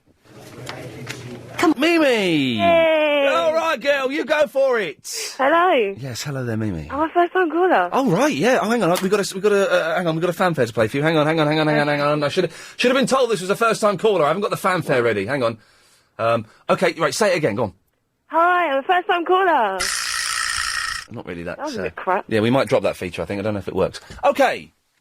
What made you call in? Oh, no, I just wanted to say hi. Oh. And also, I went on your MySpace page, yeah? Yeah. And there's something on there like, Varinder must die or something. Now, are you sure you've gone to the right MySpace page? Yeah. MySpace.com/TheRealIanLee. Oh, because it's got one with Varinder, and it's got like, I don't know, Varinder, or kill Varinder or something like that. Varinder is going down. Yeah. Yeah, that's it. Well, he is going down. Why? I thought that's awful. He's a Muppet. Yeah, and who's that MC Blizzard that keeps ringing? Oh, God, I don't know. Awful. Oh, well, that's for you to say. I couldn't possibly... No, but seriously, every time I listen, I'm just like, trying to call in and just tell these people. Why do you think MC Blizzard is awful? You just can't, I'm sorry, but I've heard better MCs than that. Really? Yeah. He tries, though. Yeah, he's alright, but he needs to be better. Okay, well, you're not convinced. Well done for calling in and defending Varinder, who most people, it has to be said... I don't really like Varinder. What? But I thought it sounds like you got the hots for him. No, I've got taste. Okay, fine. So you've just called in, first time you've called in, and you've just called in to slag off two young men who are doing their best to entertain you, Mimi. Oh, they're rubbish. Okay, nice one. Thanks for that. Bye. Damien. Hi. Hello, Damien. I can't believe you let that wingnut speak to Donovan. Donovan must have been insulted. What, Varinder? Varinder, yeah. I mean, I had quality questions to ask him. I wanted to know what Kylie Minogue's like. He wouldn't want me hanging out... They were neighbours together. No, that was... Oh, God, Damien, you're such a muppet. That was Jason Donovan, you fool. I wonder why he got to 60. I know he looks old, but I didn't think he was 60 at the moment. Yes. Wacky. Oh, well, maybe he weren't insulted. Yeah. Anyway, listen, Ian, can I try and get you this story out and don't cut me off? Well, the thing is, I've got 1 minute 30 seconds before I have to go to the news. All right, I'll do a bit of it, and it leads on to another thing that you can help me out with. Mate. I know banks do your head in, Ian, yeah? Can I just give you this little story? Okay, I know we're desperate for calls, but we're not this desperate. Yes, you are. Oh, maybe we are. You talked about this morning earlier on, actually. I'll go off on another one, but... about the doctor. Did you see the time where the presenter got his nads out to show him about finding testicular cancer? On what? On This Morning. I don't think it was it wasn't the presenter, it was a man. It was a man, yeah, it was he was one of their presenters. He actually got it out and he had this smirk on his face, because you can imagine how he felt to be the only person to get his doodads out on TV during lunchtime. But I just got to check something with Helen. Helen, are we allowed to say the word nads? Okay. You are. I can't hear you. That microphone's not Great working. Major stereo, I think. Okay. Oh, they do. I've got a great set of nads at home, actually. You should see the output. I keep Anyway. using it all the time. Yes, Damien, we've got 30 seconds now. Well, maybe, I need to get into this. I need to get it off my chest. I'll tell you what I talk about. You know what you're saying about in China, where they give girls names like Betty and stuff like that? Yes. They do similar in Thailand, but they do it with popular English things. And I met a couple of twin girls, and the first one was called Motor, and the second one was Roller. Have you just made it up? No, seriously, they do stuff like that. And I met two girls. One's name was Pooh, and the other was Ing. And you used to go into the bar and you'd go, "Morning, Pooh-ing," and the joke would go a bit flat. Yes, here's the news. Is there any programme greater than Flog It? I noticed Lady Alex has got it on in the next studio. It's fantastic. New series. Paul Martin's had a haircut. Looks kind of trendy and kind of cool. Just a fantastic show. 0870... No, it's not. Oh, I've had a twitch. It's gone down the wrong hole. 0870 9090 973 is the phone number. It's kind of a free-for-all. It's been a Music Thursday, so we've had Donovan on the phone. You missed him. He explained the Mountain song that we spent 45 minutes dissecting yesterday. So that's good. We're talking about foreign languages. What's the point in them? Pedestrians, tents. We've had, what other stuff? We've had, I don't know, loads of stuff. Anyway, if you want to call in, it's been a bit of a free-for-all today. The weekend sort of starts early. Paula is in the Guildford. Hello, Paula. Hello, Ian. Hello, Paula. I was listening to your programme. Thank you. And somebody rang in. Yes. And wanted to speak English better. Yes. And you immediately sort of reacted by saying that if anybody speaks English properly, they're posh. And I said to your producer, what does that mean? What are you talking about when you call somebody posh? You're posh. I'm not posh. Yes, you are. Now, if I want to use the word butter and say it as butter and not as butter,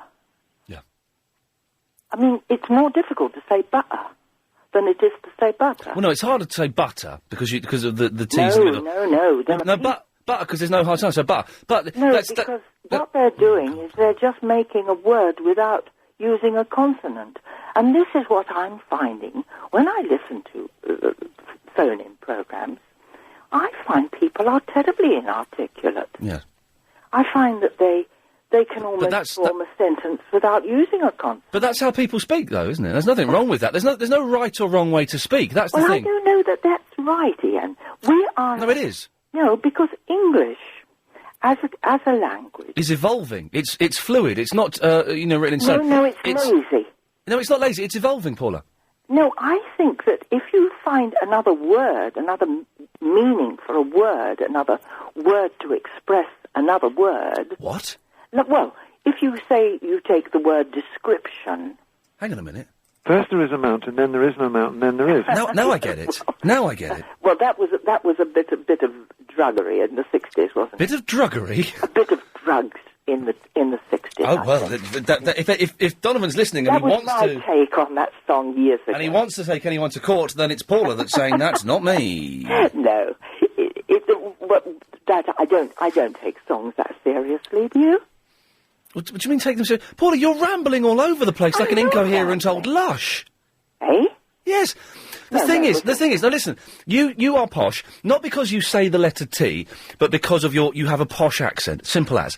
Well, the fact that people phone in, and don't say, they say butter and don't say butter, doesn't matter. Isn't it fantastic that we have a language that is as fluid, and is as immovable and as flexible as that, and yet we still understand what's being said? That's fantastic, isn't it? Only just. Yeah. I think it's terrible laziness, you see. No, but I don't think it's language evolving at all. Well, it is. Obviously, it is. People being lazy and not speaking their language properly. It's not. Foreigners always speak our language better than we do. You say foreigners again. If a foreigner comes. Oh, she rolled her R's. What are you doing with your R's? What? What are you doing with your R's? Foreigner. You're rolling your R's all over the place. No one speaks like that, Paula. No one rolls their R's except for foreigner comes to our country. God, are you listening? Well, yes, but I mean, I'm not rolling my R's. I'm saying my R's. No one says their R's. I can't even say my R's like you just said your R's. The only people that say that are posh old hypnotists. What? You're being terribly rude. I'm not being rude, Paula. You're the one that won't shut up for a minute and let me get a word in edgeways. See, there you go. You're interrupting. Let me finish and make a point. The only people that roll their R's are posh old men. No one rolls their R's anymore, Paula. I can't even do it. I'm not even capable of rolling my R's. Give me a word to say that I would roll an R in then. Well, you just rolled R. Roll or roll. I can say roll, I can say roll. I can say roll. But the point is that an R is there to distinguish it from an R. No, oh God, you're so... How old are you, Paula? It doesn't matter. Of course it matters, because it's a generational thing, and it's very important. Of course it is. Of course it isn't. Of course it is. Phil, do you want to speak to Paula? Because, to be honest, she's doing my nut in. Call me back, I'm disappearing down a tunnel here, Ian. it's butter, not batter. It's got a U in it. Ring me back, I'm disappearing under the Chatham Tunnel. Okay. The Chatham Tunnel. Paula, you're getting on my nerves. You're wrong on every count. Who was that just speaking? It was Phil. Do you know him? No, I didn't know him. Okay. I thought it was you, and then I thought, no, it's not him. Well, no, of course it's not me, because this is me talking. Paula, I'm going to say goodbye to you, because I'm a bit bored by you. All right. There we go. God, silly old woman. Steve! Hello. Steve, you'll listen to me and let me get a word in edgewise, won't you? Of course I will, my friend. I'm after information. Because What would you like? you have manners, unlike that woman who thought that because she spoke properly, she was superior to everyone else. That's not the case at all. Yeah, I'm not sure about the manners. No, she had no... All right. Anyway, Steve, you've called in. What can I do to be of service to you? I've been listening to you for about 6 months now. Okay. Fairly constant. Okay. But I missed the Donovan thing. Oh, mate. What did the mountain thing mean? Oh, no. It's driving me mental. It was driving everyone... Do you know what, Clive Bull... when I say Clive Bull hit me, he tapped me very hard on the shoulder after the show last night and said, thanks a lot, Ian. Now I've got that bloomin' mountain song stuck in my head. And he was walking around the office singing it. Yeah, I even downloaded it. It's a good song, isn't it? Yeah, it's a strange song, and I still can't understand it. Okay, well, let's... And I missed it. When it was on, I had some woman knock on my window of my car. What? I had to do some paperwork, and she just went mental, and I had to turn the radio down. I missed it. What, your car is your office? No, I'm a mobile engineer. Oh, okay. I can't remember. It's kind of like, it's a Buddhist thing. It's a Buddhist thing. I can't remember. So there's always a mountain to climb type idea. Well, there is always a mountain, then you get so absorbed by the mountain isn't there, but then the mountain is there again. Yeah, Oh, I think God. I'll work that out. Oh, God, I can't help you, Steve. You'd have to get the podcast and listen. He explained it about 3:57, I think. Yeah, I know. We have to work, some of us. Oh, you cheeky sod. Right, thanks very much. Bye-bye. Jane. Hello. Hello, I've Jane. been trying to get through to you for weeks and weeks. Oh, well, it's a bit quiet today, so you've made it. I've spoken to Anna, but I haven't got through to you. So. Oh, okay. What it is that lady that was talking about people speaking. Yes. Basically, I think that everyone has their own way of speaking. But Yeah. I personally would say butter. Yeah, I say butter. Yeah, But I think it's bad of her to say that people who say butter are bad, are wrong. Yeah. It's a fluid language. It's evolving. The written and the spoken language. So I said written then, which is because I come from Slough, and that's how I was brought up. No, that's how you speak, isn't it? The written and the spoken language is evolving. We don't all speak like they did in Chaucer's day, did we? No, I mean, I'm not being funny. I've got friends who say butter, and I've got friends who say butter. I don't ridicule them because they're saying butter. And when they say butter, you know what they mean. Exactly. They probably mean... I come from burnt oak, so that's as rough as you can get. When they say butter, they probably mean Marge, but, Yeah. it's the same thing. But there's no reason to look down on people just because they don't say the T's exactly. or... I think you speak very well, actually, to be quite honest. Jane, thank you very much. I genuinely can't roll my R's, though. I can't do it. It doesn't matter, though, because nobody speaks like that now. No, she was a silly old fish. And I think, I wasn't being rude asking her age. It is important because it's a generational thing. Yeah. Jane, listen, it sounds like you're busy there. I shall let you get back. Thank you. Thanks very much. Bye-bye. 0870 90 90 973. For some reason, we're talking about being posh, which is fine, but just don't, phone up me all full of yourself. If you want to... It's in Croydon. Hello. Hello, Janet. How did you know it was Janet in Croydon? Because I didn't tell her that. Well, what did you tell her then? Just I was Janet. I didn't say Croydon or anything. Well, it comes up on the screen because of your phone number. The computer locates the dialing code and... Oh, that's fantastic. Isn't it fantastic what they can do with computers these days? It is. Yes, must get one. You should do. They're blooming good. The internet, everything. eBay, Amazon, always nice. Very good. Yes. What I was phoning about this butter, or whatever people say. Yes. If you come from the West Country, you call it grease. So I think that would solve the problem, wouldn't it? It helps, Janet. Thanks. Oh. There we go. What was she all about, eh? Martin! What's going on, Ian? In Croydon! What's going on, Ian? Yeah, what's going on, Martin? What's going on? Yeah, my name's not really Martin. That's like a little alias I use. That's like a little pseudonym you're using so that your hoods don't know what's going on. My name's MC Storm, innit? Like MC Storm! I've been phoning up, yeah. I've been listening to the show this whole week, yeah? Yeah, what's going down, Martin? MC Storm? It's bunting, yeah? Change the screen to MC Storm, man, because it's bunting. No, listen, Bob. I'll keep it real. Yeah, Bob. And anyway, this MC Blizzard guy's phoning up. Muppet. He's a pom-pom head, isn't he? He's a pom-pom head, man. Oh, a bit of whooping cough, is it? Yeah. Oh, get your mum. Get your mum to get you some medicine. No, MC Storm, not MC Stone. He's put the phone down. He's bottled it. I think he's a pom-pom head. MC Storm, if you're listening, you put the phone down, but the line hasn't disconnected, so you might as well pick it up because we'll just keep that line busy for. We can leave that through Clive show as well if we needed to, couldn't we? MC Storm, pick up your phone because. Hello? Where are you going, man? Yeah, I got confused. Keep it, don't get off. You're making me laugh. I'm a first-time caller. I'm making you laugh, so you put the phone down. Don't be so stupid, man. Imagine you're speaking to, like, Woody Allen or something. He makes you laugh, you put the phone down, and I'm makes a your big chance first-time gone. caller, innit? Well, don't laugh, man. Just keep it real. I'm a first-time caller. Well, this MC Blizzard, yeah? And you're a first-time bottler. Yeah, man. Yeah, whatever. This MC Blizzard, yeah? He keeps phoning up. What's he all about? He ain't MC. He's a pom-pom head. I ain't even heard him rap. Let me hear him rap. Get him on the phone. We have a little battle or something.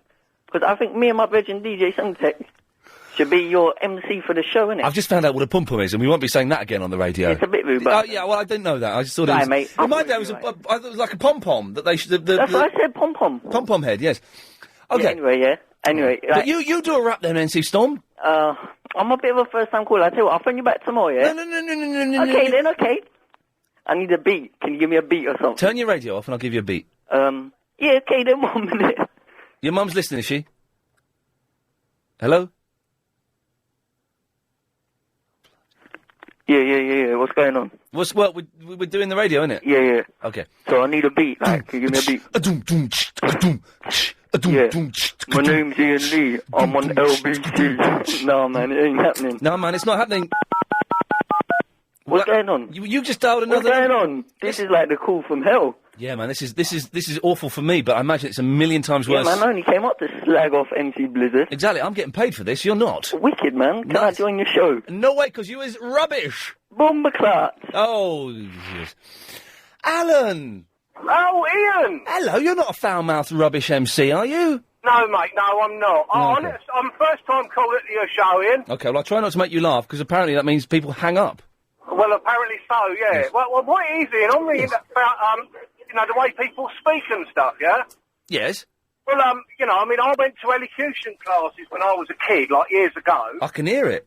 Well, yeah, because, like, what happened was, like, years ago, I moved up from Bath in Somerset, and I had a right Somerset brogue when I came up. I think the Somerset accent on a girl is so sexy. Do you really? Oh, I think it's really sexy. Okay, well, I don't know any Somerset girls, really, because it's been a while since I've been there. They say Glastonbury. Well, yeah, no, I haven't been to any of them festivals or anything like that. But basically what I'm saying is, when I came up here and I had the Somerset brogue, I got my head kicked in regular at school, you know. Yeah, well, I suppose at school, yes, you would do, yeah. Yeah, so I thought, well, I'll start talking like the rest of them, like, you know. So I went to elocution lessons and they said, like, the water in Majorca don't taste like what it oughta. Yes. And they teach you, like, how to pronounce your words, geezer, you know what I'm saying? Exactly. So, like, this woman who's been out earlier, the old fish... Paula? Paulie, bless her, right, I know where she's coming from, yes. but, I'm 48 now, so, I'm pretty old in your eyes, and everyone else is, like, you know... Yes, in the eyes of the world, in the eyes of the world, yes, I can imagine, but, I think personally, Yes. some of what she was saying is quite true. The problem with her was, though, she was very rude, and she was... the thing you get sometimes with posh people, not always, is an air of superiority, which is completely misplaced. You know, they're no better than people just because they say T, because they roll their R's. You know, as you speak properly, you know what I'm talking about. But she's no better than anyone. Yeah, I know what you're saying. Thank you. I agree with you there. She obviously comes from Victorian class, I would imagine. She comes from Victorian class. Alan, thank you very much for that. Cheers. Nice one, Ian. Keep the good work up. Good lad. There we go. Well, William. Hey! Oh, right, yes. Singing and dancing, mate. Oh, singing, all dancing. I've been ringing you up because the other day you said, you got the hump, Bill. You sounded miserable as sin the other day, Oh, mate. really? Yeah. Oh, I've been listening to you for weeks, but then I had a couple of weeks off, and, got to, get out there and get amongst it. I'm not interested. You're not interested? Well, you have a holiday. You're always off, you are. What do you mean I'm always off? Yeah, I remember when I first started listening to you, it was about March, April time. You had days off on Friday and Mondays. Any excuse for a bit of time off you. Well, do you know what I mean? Sometimes you got to use up your holiday days, haven't you? Well, you've got to use them up, mate. Yeah. I'm self-employed, so it don't matter to me. Oh, and I'm self-employed, so it doesn't matter to me, actually. If I don't work, get paid either, don't get right? paid, yeah, no. Oh, no. I've only had, though, in the, when did we start doing this show? We started in October last year. I've only had one full week off on holiday. I've had 2 weeks, that's all I've had. Well, there you go, you see. Maybe I'm going to treat myself to another week off in October, I think. Hey! Oh, Where so you going? Anywhere nice? I'm talking about this. I might go to Japan. Japan? Yes. It'll take you a day to get there. Well, yes, it would do, wouldn't The it? only problem is it's too far. It's too jet lag. No, you don't want none of that. Well, okay, maybe I won't then. Maybe I'll go to the planes these days. You don't really want to come on, do you? Oh, I don't like flying at the best of times, so it's... Right. Anyway, what do you want? All singing or Give dancing? me what I want. That's not nice, is it? Have a bit of grammar, man. What's the matter with you? No, I said, what do you want? I nearly called you a deaf aid, and I realise it's probably not the Deaf? political Eh? thing what to you say. talking about, eh? That's what you usually say, eh? Eh? Eh? What? You all right? Yes. James O'Brien used the phrase today, which I didn't think you could use, having an epi. I don't think you can use that. He used that on the radio. Having a what? Yeah, unbelievable. I was genuinely shocked by that. I thought, well, that's one of the things that I've always been brought up that you cannot say. Come on, what school did he go to? Well, he went to a very good one, apparently. Anyway, William, let's get to the point.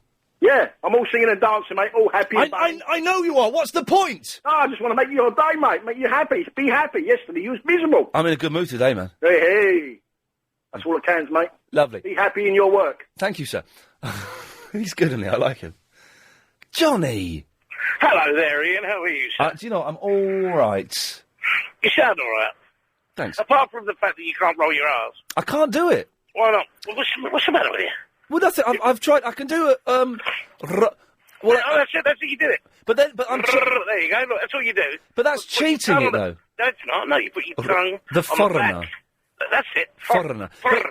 But that's not a proper rolling of the R. That's just going. I'm doing it wrong as well. That's just going. No, it's not. No. That's it, isn't it? Foreigners. I'm sure that's it. Foreigners never roll, and I can't do it at the end of words. Foreigners never roll their I can't do it. R's. Well, you've got me then. I can't do it. I didn't know you did it at the end of the word. Well, you got to do it on every R, according to Paula. Oh, is that right? Yeah. Oh, well, that's it. That's me finished. Give me a sentence with say foreigners never roll their R's. Oh, hang on a second. Foreigners. Yeah, you've got me. You can't do it. Never roll their R's. See, that's not rolling your R's. That's just going. That's wrong. It's wrong, isn't it? It's just going. Brrrr. You know what, all that time, Yeah. I thought that I could roll my R's, No. and I am just a peasant. Johnny, you're a peasant. I can't believe it. I don't want you ever phoning me again. You're not worthy of this show. Oh, I am, definitely. Do you know what? You probably are, mate. Anyway, listen. Yeah. Oh, there's more. There's more. Oh, of course there is. Yeah. Now, listen, there's my mate, Craigie Neal. What's happening? Oh, Craig Neal, the rock superstar. Of course. Yeah, he's been emailing me saying he's been on holiday in Peru or something. I don't know. Yeah, I was in Spain with him last week, yeah. Yeah, he's good. Is he doing all right? He's doing very well. He's good. Now, listen, I've got a plea for you because... Okay, we've only got 20 seconds, so I have to go to a break. Okay, well, I've got a studio, and I want you to do it. I want you to do that, the single of mine, you know, with the duet. The Sweet Caroline? Yes, you got to come to my studio. Tell him to email me, and I'll sort it out. I keep forgetting to get back, so I'm really busy, but I'll sort it out, promise. Oh, my friend. Good lad. See you later. Bye-bye. Yeah, me and Craig Neal are going to record Sweet Caroline. Properly. Do it properly in the studio. Not in Johnny's studio, because he can't roll his R's. I can't do it. If you can teach me how to roll my R's in the last hour of the show, I'd be really happy to speak to you. Trying to reply to emails while I'm doing the radio show. That's how dedicated I am to you, dear listener. OK, coming up after the news, the 5:38 Daily Correspondent Update. We should have 2 correspondents. Nice one, that'll do for me. At 6 o'clock, Triple M taking a call straight to air. But if you want to give us a call now for the last sort of half hour-ish of this bit of the show, 0870 9090 973, and I could be speaking to you on the radio after this. The heck have you been, Mario? Holding it down. Really? Chilling. Wow. Yeah, man. Oh. Ian. Yes, sir. These little brats, man, phoning up, talking them rude language on the phone, man. Yes, I didn't know what he was saying, but he's gone and he won't be coming back, so apologies. We can't have that, we can't. No, apologies when I was offended. I did not know what he was saying. Helen behind the glasses almost explained it to me, and my ears were burning. Even I wouldn't use such conduct. Do you know what I'm saying? Okay, no, yes, I do know. I'm really disgusted about that. And the only time I see that little boy, I'm going to slap him round his ears. Yes, violence is the best way to deal with it, definitely. Well, that particular chap, a little middle-class boy coming with these rude words that people like me from the ends wouldn't even use. Do you know what I mean? How dare he? Okay, he's gone. Mario, he's gone. He won't be back on, don't worry. Anyway, Ian, how are you? Yeah, I'm all right, but now worrying slightly that we let rude words get out on the air. Apart from that, fine. We don't need that. Not on the 3 till 6:30 show. You know what I'm saying? No, not at all. Not at all. Yes. But it's all good though. Ian, I've missed you, man. I've just been busy doing a few things and that. Yes. I've been listening to the show, but haven't had time to call in. That's quite all right. Yeah, man. Hey, listen, you know Lynn from Forest Gate? Oh yeah. She's on the other line. Hello, Lynn. How are you? Hello, Ian. Lynn, my good friend. How are you? Who am I speaking? Who is that? It's Mario. Okay. How are you? I'm not too bad. I heard you was on holiday. Is that real? Yeah. I came in yesterday. Oh, was it good, yeah? I had a bad day. I lost 2 things they took away from me. Really? Where did you go? Nigeria? Yeah, I went from Nigeria. I went to Jersey because I've got property there. Yeah, okay. When I was in South Africa, someone stole something out my suitcase. Yeah. I mean, so I know. You had a good time, though. Oh, well, all human beings, we need a break, don't we? Absolutely. You was really missed, you know. Yeah, did you miss me? I did. I know, all my fans did. I love all my fans. That's right, you tell them. I really do. You love all your fans. Oh, I love them. Oh, God, all your fans missed you. Okay, including you as well. Oh, big time. All right. Yeah, man. But it's glad to have you back. It's good to always hear your voice, Lynn. Thank you so much. Yeah, man. Yeah. Anyway. What's the whistling about, man? Ian. Yeah, oh, God. I want to speak to Ian. Okay, Lynn, away you go. Go on. Okay. Anyway, I want to say that, I miss you, and sorry that I didn't let you and others know that I'm going to go on holiday. You don't have to let us know. I've got a policy. I don't let people know when I'm going. No, so burglars can't come round. When I come back, I tell people. So sorry about that. That's quite all right. So how are you anyway? I'm on top of the world, looking down on creation. You know, Ian. Yes. There's something I've been in my mind since I went on holiday. Oh, but Mario, I think to marry you. Oh, God, yeah, maybe. Go on. What? No. I want you to play. You know that song? He said there's one of my fans sent, and he said it's called a song for Lynn. Yeah, we played it to you. Please, I want to play it again. It's so lovely. I haven't got it. Hey, and one of her fans sent it, Ian. Please play it. No, I haven't got it. I don't carry it around with me all the time. Okay, when will you play it then? I'll try and dig it out and see if it's in my drawer and play it tomorrow. It's beautiful. It was beautiful, wasn't it? Yeah, the lyrics so beautiful. So beautiful. What was it? Oh, hang on. No, I think I found it. Hang on. Okay. Is this it? No, the song. Oh dear, it's too fast. No, not that one. No, the one that Song for Lynn. Hang on, this is it. No, Song for Lynn, not that. Not that. It's not that one. Okay, hang on. No. Hang on. Song for Lynn. Sounds awful. Hang on, this is it. No, Ian, come on, stop. No, not that. Oh, hang on. That sounds like a Madonna remix. Here we go. This is it. All right, here we go. This is a song for Lynn. No.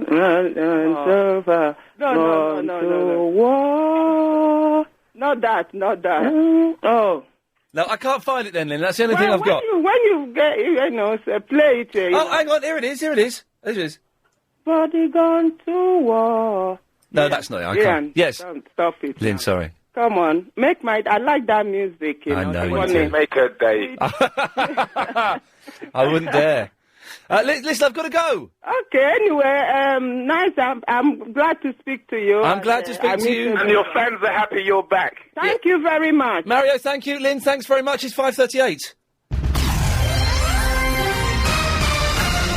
It's time for the daily 538 Daily Correspondent Update. Brought to you every day. Daily. Hello, this is Simon from the Orpington, your Nutters on the Road correspondent. Earlier on today, I spotted a builder's lorry towing a caravan. As it attempted to go around the roundabout, the lorry went round it, the caravan went straight over the roundabout. Ooh. Witnesses said, genius. Hello, this is G from Wilson, video games news reviews and games charts correspondent. Yeah. This week in the news, EA has kicked off FIFA 2007. Following the FIFA World Cup title, they've now said that they're going to put 27 leagues from 20 nations with 510 plus teams, all fully represented. What? They have also boasted enhanced passing and positioning, new AI for added realism and new shooting mechanics.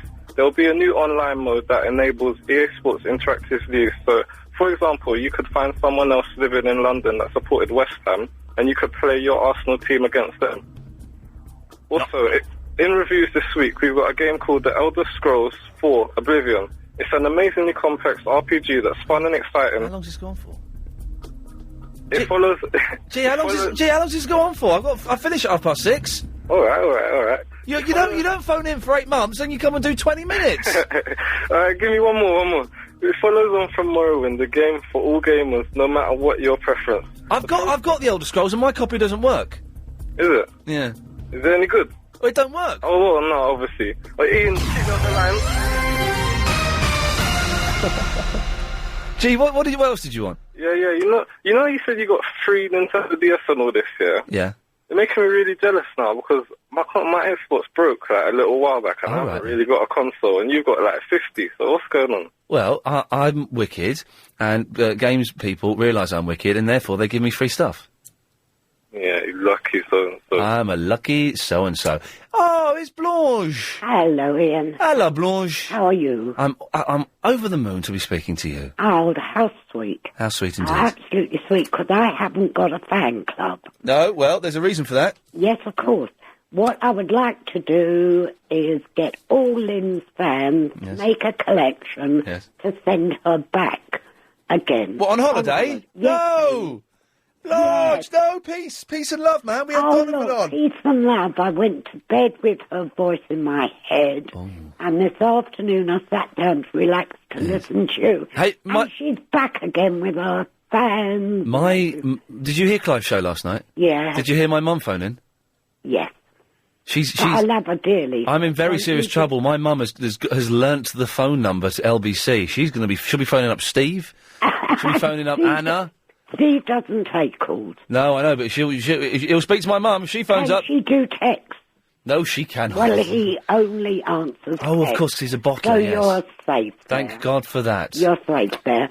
But just the same, she only says lovely things about you, Ian. Oh, last night on Clive's show, she was saying that I was really naughty when I was a little boy. I wasn't Well, naughty. you probably were. I was a delightful Most little boy. boys are naughty. I was a delightful Most little big boy. boys are naughty. Come to think of it. Yes, possibly. You're probably still naughty, Ian. Well, yes, ever so slightly. Yes. Yes. But, no, literally, Lynn's voice goes through my head Yes. like a soprano who's slightly off key. Oh, blimey. And she's got such an inflated sense of her own importance. Yes. And that's one thing I can't stand in people. Yeah. Have a bit of humility. Okay. Just a little bit. Oh, by the way, if that Chinaman rings in again... Yes. Do we say Chinaman these days? A Chinese gentleman. Yes. Who phones in again. Clark, yes. If he wants to get away with it, if he wants to use a word like white, he says white. He semi-pronounces the H. Then everyone will think it's terribly posh. Oh, white. White. Vehicle. That's it. Blanche, thank you for that. Okay, bye. Bye. We should probably put a warning by that. I've got that young man's number. How do you put do the old... I can't hear you. We'll talk about it later. Who's this? Enrich? Enrico. Enrico. Hello. Hello. You're in Italy? I'm phoning from Hertfordshire. From where? Hertfordshire. Hertfordshire. It says Italy on my Hertfordshire. It says Italy on my screen. Yes, I come from Italy, but I'm half English, so I've come up to see me grandparents, right? Right. And I was just turned on the radio. Yes. And But it says on the screen Italy, and I saw your phone number come up, and it's an Italian phone number. yes, it is because I'm on my mobile phone. Oh, okay, right, okay, fine, fair play. Right, cheers. And nothing. I like your show. Cool stuff, you know. Hey, thank But you. Just one thing. Yes, How come you get an amazing amount of nutters phoning up? You know. I Like don't Chalk know. Eyes. Yes. You're aware of the Chalk Ice Man? I don't know. Oh, They yeah, just of seem course. attracted to me. Is the Chalk Ice Man big in Italy? And no, I'm afraid not. No. It's the Cornetto Man. Oh, it doesn't exist, you know. Okay. Enrico, I've got to go to a break, but thank you for calling. All right. Cheers. Cheers. Bye bye. What a nice fellow. 0870. No, I don't know. Yeah. If you still... Yay! Yay! Everyone relax. Soraya's on the phone. Oh, gosh, Helen, you look awful. Can't hear you. Yes, Soraya. We're having trouble with... What we have in the world of radio, we have a thing called Talkback. And what it is, it's a little button that the producer pushes, and they can speak to me. It doesn't work, but because it's the boy who cried wolf. Because I often pretend that I can't hear what they're saying anyway, that I can't hear you, I can just hear the buzzing in my ear. They think, get this right, they think I can hear them, when really I can't. Right. Yeah. But I'm not lying, I can't hear you. Get engineering up here. To fix it. Yeah. Yeah, they're all drunk. Anyway, Soraya. I was wondering, do you know that boy, or man, whatever, no, he was about my age, I think. He was that person who used to do those sound effects with, Oh, Wisdom Jones. That was it. Where's he gone? Wisdom Jones, the sound FX master. I don't know, he posts on MySpace occasionally, saying he's busy doing his exams. The exams finished ages ago, man. I know. What's That's he- like a month ago. That's like a month ago. What's he talking about? Don't know. I don't know. Wisdom Jones, if you're He listening. had a nice voice. He's got a very nice voice. He's on MySpace. Yeah, what's his MySpace? Sorry? What's his MySpace? I don't know. If you go to my MySpace and look through the comments, there'll be a comment from him. Oh, okay. I just added you, by the way, so you better add me. Well, I might do. I have to read your profile, see if I want you as a friend of mine. Oh, okay. I've nearly got 2,000 friends. I know, I saw that. I was thinking of taking the 2,000th person out for dinner, but then I probably won't, Right. because that'd be a bit weird. There was another thing. Yeah. Oh, yeah, do you know Mackenzie Crook, one of your friends? Mackenzie Quick, let me think, do I remember? You did monkey trousers with him. Do I remember? Oh, yeah, the short ginger fella. Yeah, the one in, what's it called? The Office and all that stuff. Oh, yeah, yes, I do remember him, yeah. I saw him down Carnaby Street, yeah, and I was like, oh, hi, you're from, The Office, and you did that thing with Ian Lee and monkey trousers. He just completely blanked me and gave me a dirty look. How rude's that? When was that? That was about, a few weeks ago when I was in work experience. And what was he wearing? He just had this rubbish hat on. Right. He had greasy hair. Yeah, it's probably him, yeah. Yeah, no, it was him. I knew it was him. Yeah. Because of that big bulgy eyes and that nose. Oh, it was yeah. Maybe he was busy thinking about something. No, he was walking. What were you expecting him to do, though? I thought he would just I don't even mind a smile or just go hi and walk on, yeah, but he gave me a dirty look. There was no need for that. I bet you £1 million he did not give you a dirty look, and I bet he just didn't do as much as you'd hoped he would do, and therefore you interpreted it as a snub. He's not going to stop. He's not going to stop and talk to you. The thing is, I saw Plan B the same day down Carnaby Street. Who's Plan B? He's like this new rap artist kind Oh, of thing. God almighty. And he was fine. Right. You know? And then there was someone else I saw. I saw a few famous people that day. But some people, stop and talk and do the whole handshake thing, and some people. No, I wasn't really expecting that. I didn't even mind a smile. But the thing is, I don't mind if he just blanked on and blanked at me. Oh, this is amazing. He told me about this. No. I swear to you on my life, he told me about this, and I know exactly what you said.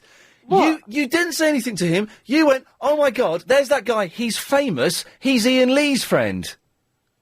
That's what you said, isn't it? Yeah. That is exactly what you said. No wonder he gave you a dirty look. Quote, oh my God, he's famous. That guy, he's famous. He's Ian Lee's friend.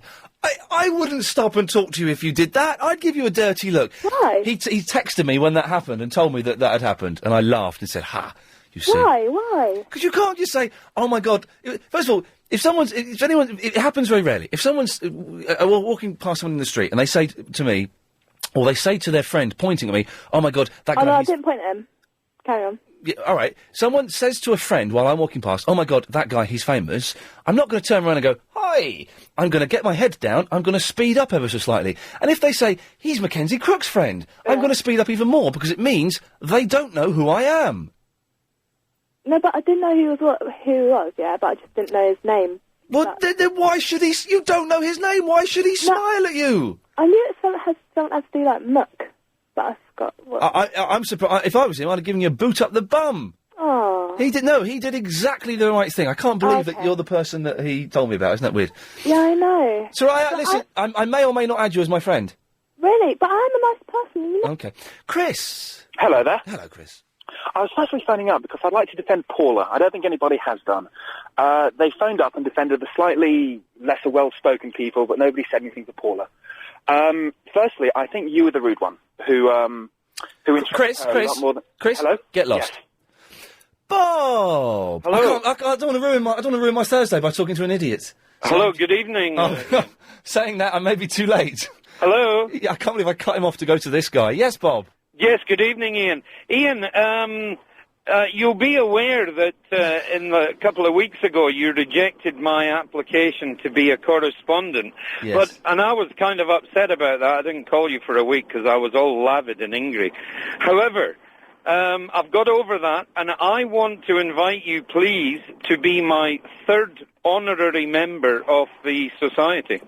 Association, I beg your pardon. This is the Association to Straighten Rivers to Save Water. No, it's the Nonconformist Erethan District River Widening Association. Right. And just to put it in perspective, I've got correspondence in the pipeline inviting the Prince of Wales and Camilla to be honorary members 1 and 2. Yes. And I'd like you to be honorary member number 3. And if you agree, I'll send you the necessary application forms, etc. It's a committee, is it? No, it's an association. And do you run the association? I'm member number 1, yeah. You know that being number one of an association is a bit gay? Yeah. There we go. Oh, dear. 0870 9090 973 is the phone number. I cut that guy off because I don't want to, just chill out, man. Don't want to have a row with an idiot. We will take more of your calls, possibly, if we get any, after we've had some of this.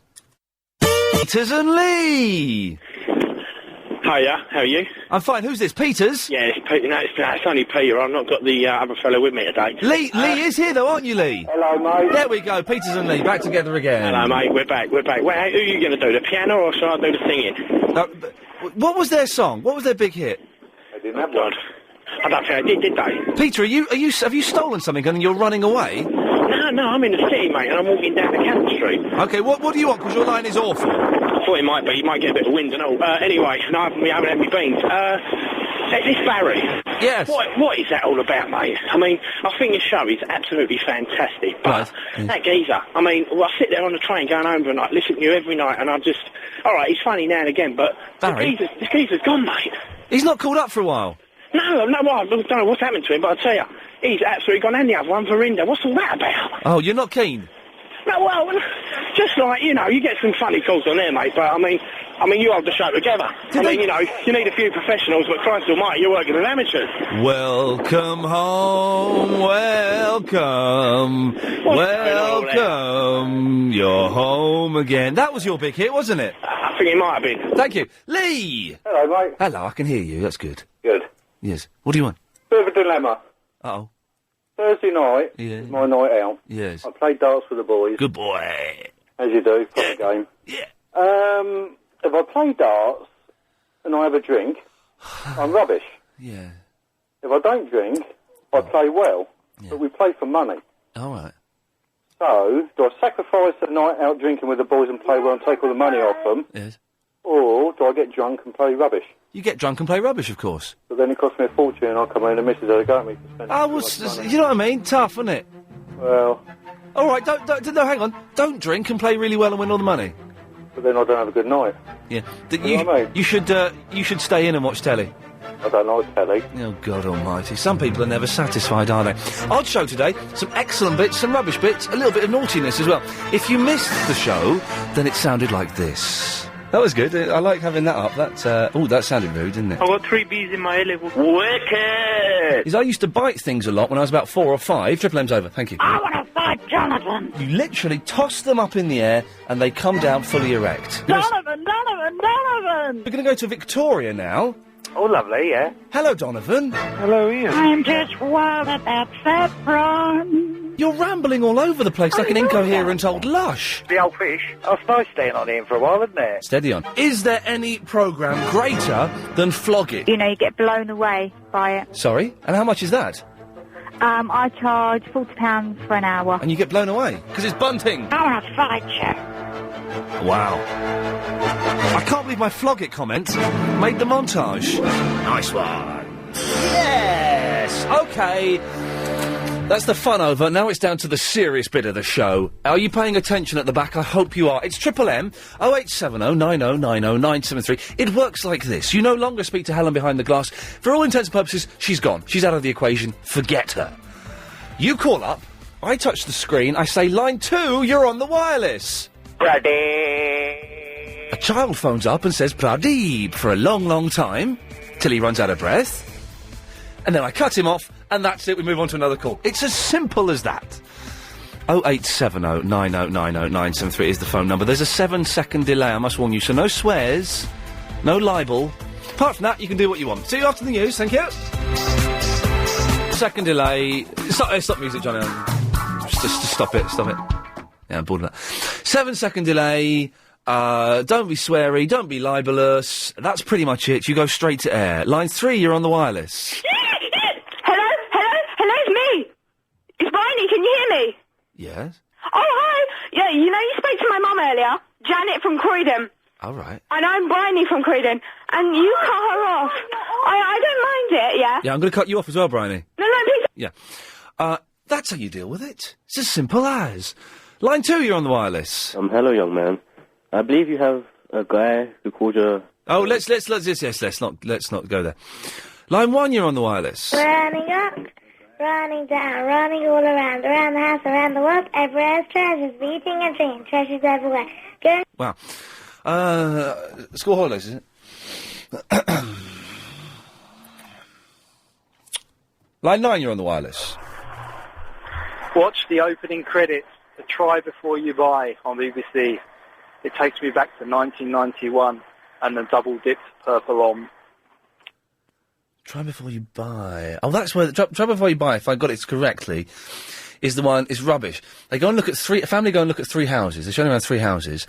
And they pick one that they're interested in, and they try it before they buy it, which means they get to stay there for about 20 minutes, and they're filmed, like, sitting down, watching the telly, and then the guy comes, how was it? Did you like it? Yeah, I'm not going to buy it, though. I had no interest in buying it, I just wanted to get on telly. That's all they do.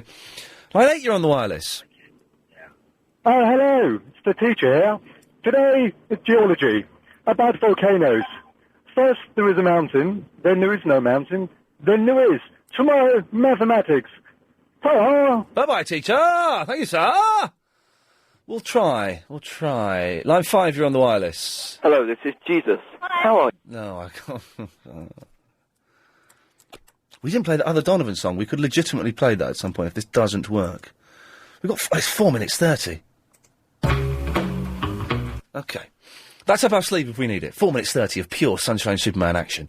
Line 10, you're on the wireless. Yes, Ian. It's Your Majesty here. Yes. And I'd like to speak the Queen's English. Yes. And I'd like to allay everybody's fears about the Queen's English. OK. Because to my minions, as far as I'm concerned, they can speak whichever way they wish, and I have a little saying that I say to them. Oh, yes, Your Majesty. Don, Jan, Pooh and Scutter. I don't care how you say butter. Well, thank you very much. That's good news. Line 7, you're on the wireless. Hi, and it's Nelson from the Norfolk. Hey, Nelson, how's it going, man? Oh, get out! Cut him off! Line 1, you're on the wireless. Yeah, line 1. Hello, Ian. Hello? This is Jonathan's grandfather. Jonathan's grandfather. Yeah. Hello. Hello. How are you? Yeah, I'm on top of the moon. Line 5. Oh, line 5, you're on the wireless. Pradeep. Only a short one today. Pradeep. Thank you. Line 10, you're on the wireless. Hello, Ian. Oh, do you know what? I never thought it'd be a relief to hear you, but it kind of is, the rubbish calls you've had so far. How are you? Yeah, I'm all right, mate. I'm all right. It was nice to speak to Donovan earlier on. Really? Yeah, it was nice. It was nice. Rubbish. Now, Ian. Sorry? No, trying to get fit, Ian. Yeah. Yeah, I've heard you talking a few times about getting jogging, Ian. Yeah. Now, as an expert, Ian. Why are you sucking up to me recently, Graham? No, Ian. As an expert, it suggests I'm 87, Ian. Yes. So I need to start off slow, and I haven't got the same. I'm not doing it obviously for the same reasons that you were doing it for, but Ian, but just to maintain life, Ian. I know why you're doing it, but I'm not doing it that way. Graham, do you want to get to the point? Yeah.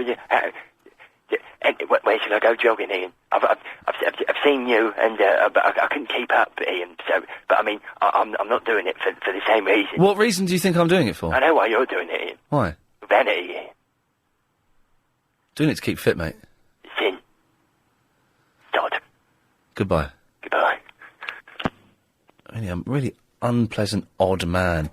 Line 8, you're on the wireless. Hello, mate, Ian. What is the maximum age of a bird you would go with? It would depend how fit she was. Because you get quite a few old listeners. Would you go with, I don't know, like a 65-year-old? I was about to say 65 would be the cut-off point, but some of them are only if she's like a sexy 65. That's brilliant, mate. Cheers, mate. All the best. Cheers, mate. Thank you. Because some 65-year-old women are, kind of, older women, Johnny, seriously, man, they would destroy you. Line 5. Hello. Hello. Hello, it's Enrico again. Hello, Enrico. Sorry, we didn't have much time before, so I had to go to a break. That's all right. Listen, I just wanted, I forgot before to ask you, I always wanted to know, yes. How do you make yourself a name? I mean, how do you get a career in radio? I don't really know, to be honest. It was easier for me to get into radio because I'd been on the telly. And so that gives you a little foot in. I don't know. I don't really know, to be honest. I just kind of fell into it. You just kind of fell into it? I kind of fell into it. I got sacked from XFM twice, and then luckily enough, LBC didn't hear about that, so I ended up here. So that's how I got here. I see. All right. Thank you. Thanks, Enrico. Sorry I can't be any more help than that, but I really... It's all right. I don't know the route that people often take. Line 6, you're on the wireless. Well, now, Mr. Crandall, you tell me about Tunbridge Wells. I don't know anything about it, only Tunbridge Wells. But you've lived here, I believe, since you were 18. That's right. And has it changed much in all that time? Yes, we've had a lot of changes. What's the biggest change, do you think? A lot of building, and all I know about it, about Tunbridge Wells. What's the nicest thing about Tunbridge Wells? What? What's the nicest thing about Tunbridge Wells? I don't know. Don't you know anything nice about it? No. Nothing at all? No, I know nothing about Tunbridge Wells. But it must be a healthy place. It must be a healthy place. Oh, it's a healthy place, because you go back to the... Well, what the hell was that? I enjoyed that. I could listen to that for the rest of the show, to be honest, but I was worried it was leading us somewhere. 6, you're on the wireless. I don't believe it, Ian. Oh, God almighty, we had someone doing Frank Spencer. Is this up and running, if I need it? Okay. Someone doing Frank Spencer yesterday. Got him doing Mildred. Yes, line 3. Oh, sorry, jogging. When are you going? Because this surprise is going to go off if you don't go very soon. I'm never gonna go jogging where I usually go jogging. Well, can you let me know where you're going? You know what? That Graham, he's got some subliminal messages in his chats. He really does get to me. And What? Tell me what the surprise is. I told you yesterday, if you tell someone what a surprise is... Yeah? It's no longer a surprise. Well, I don't care, because I'm not going to tell you when and where I'm going jogging again, because The surprise could be a bullet in my head. Well, watch out for those rustling bushes. Right. Do you think I'd do something so nasty, Ian? Yes, I think you could murder me. No, Yes. Ian, I've had a great year. I've got 2 weeks left listening to your great show. Then I'm off to Thailand for 6 months, and I wanted to surprise you before I went. Okay. But you're not being very cooperative, are you? No, I'm not. I'm not being cooperative and not telling you where and when I'm going to be somewhere. Do I look like the sort of guy that would do something horrible to you, Ian? I don't know what you look like. You do know what I look like. How do I know what you look like? You said that I was fat the other day. I've assumed you've been stalking me. Oh, you know, we were going to be in Tesco's at the same time.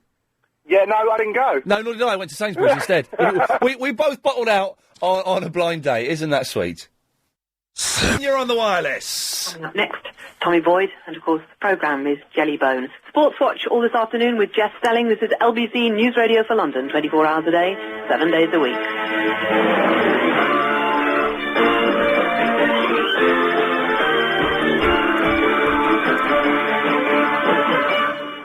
Jellybone?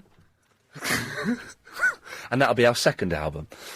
Let's try line 7, you're on the wireless. Yeah, it's Varinder. Oh, Varinder, what do you want? Yeah, I'm going down Faces Club in Ilford. You're going where, sorry?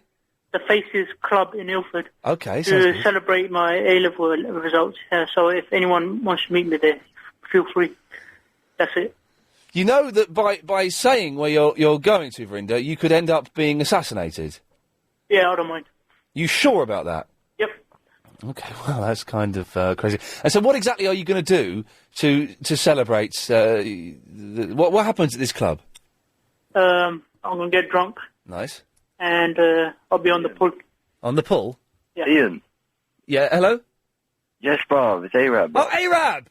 How's it going, man? I'm fine. Listen, Varinder's going to a club in Ilford. Where are you going, Varinder? Faces. Is it, bruv? What time's that? About 9 o'clock. You got better chicks going up in there, bruv.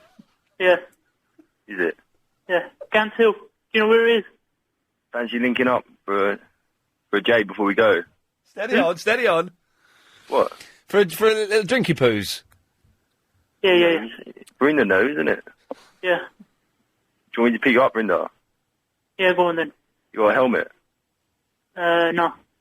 We'll get 3 of us on it, man. It's alright. You sit in the middle, yeah? 'Cause Mickey's driving, isn't it? Yeah, okay. Yeah? Yeah. You bring the, you got a bus ticket? No, I've got Oyster card. Train ticket. Bring a train ticket. Did you find your Oyster card, Varinder? Yeah, I found it. Where was it? It was underneath my bed.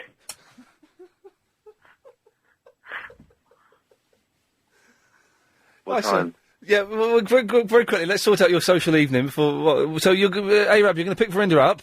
EastEnders on, innit? I'll watch that first. Yeah. Is it? Well, that's going to finish about 8:30, isn't it? So... Yeah, should we join link up then, innit? I've got a few chicks coming. All right, then. Yeah, I'll pick you up, yeah, man. Bring the train ticket in it, Roach. See you later. Peace out. Yeah, peace. Oh, I don't know why that's tickled me so much, but it has made me chuckle. Let's try this one. Line 1, you're on the wireless. Hello, that Varinder, he got 4 A-levels, didn't He got three Bs, yeah. 3 Bs. I mean, that just shows you... I'm not being funny, but that just shows you, doesn't it? Shows you what? Well, it shows you that anybody can get them, doesn't it, really? I think Varinder's a bright lad. He doesn't sound very bright, does he? No, he doesn't. So you're saying that Varinder is... He sounds like the sort of bloke who collects up the trolleys outside Tesco's. You know them blokes who collect up trolleys outside Yes, I've seen them. So you're saying that Varinder... sounds like them. Yes. He probably is one. No. You can make good money doing that. So you're saying Varinder is living proof that A-levels are being dumbed down? I'm not just saying that. I'm blooming standing naked saying that. Oh, God. Line 7! Oh, God. Hello! You're on the air! You could probably get away with that, but I've dumped it. Which is great, because it means I get to play this!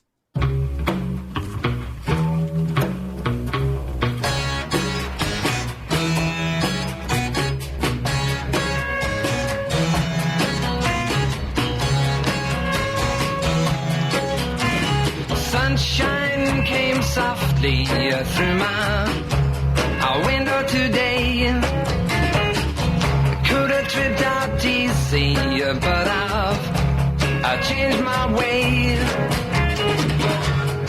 It'll take time, I know it, but in a while you're gonna be mine, I know it. We'll do it in style, 'cause I made my mind up, you're going to be mine. I'll tell you right now, any trick in a book, and I baby, all that I can find. Superman or Green Lantern ain't got nothing on me. I can make like a turtle and dive for a buzz in the sea. You can just sit there thinking on your velvet throne. Yes, I'll write all the rainbows so you can have for your own. 'Cause I made my mind up, you're going to be mine. I'll tell you right now, any trick in the book, and I baby, all that I can find. Everybody's hustling just to have a little scene. When I say we'll be cool, I think that you know what I mean. We stood on a beach at sunset. Do you remember when? I know a beach where, baby, it never ends. When you've made your mind up forever to be mine. I'll pick up your hand slowly, blow your little mind. 'Cause I made my mind up, you're going to be mine. I'll tell you right now, any trick in the book, and now baby, all that I can find.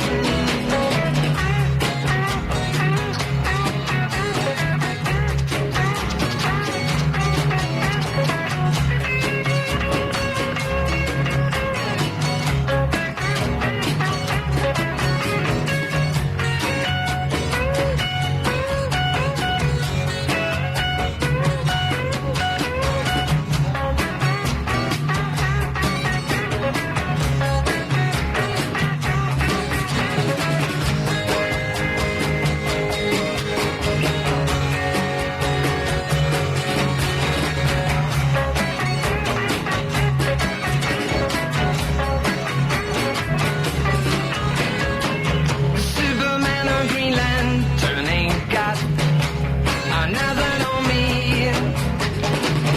I can make like a turtle and dive for your paws in the sea. Yep, I give you can just sit there while thinking on your velvet throne. Not all the rainbows so you can have all your own. When you've made your mind up forever to be mine, I'll pick up your hand slowly, blow your little mind. Yes, I'll be mine. You've made Hey! mind up forever to be mine. Ian, I didn't think you were allowed to play that. I'll pick up your hand slowly, I'll blow your little mind. Ian? Mr. Lee? Yes, Abiba. I didn't think you were allowed to play that much music. Well, we had a dump, and I see. what have I said? And I couldn't be bothered, so I just put a record on. It's Music Thursday, and we had Donovan on earlier, so I'm allowed to. Oh, okay, I missed it, but I'm waiting for the podcast. Listen, I just wanted to say something. Did you call me earlier? No. Oh, no, all right, because I had two unknown calls.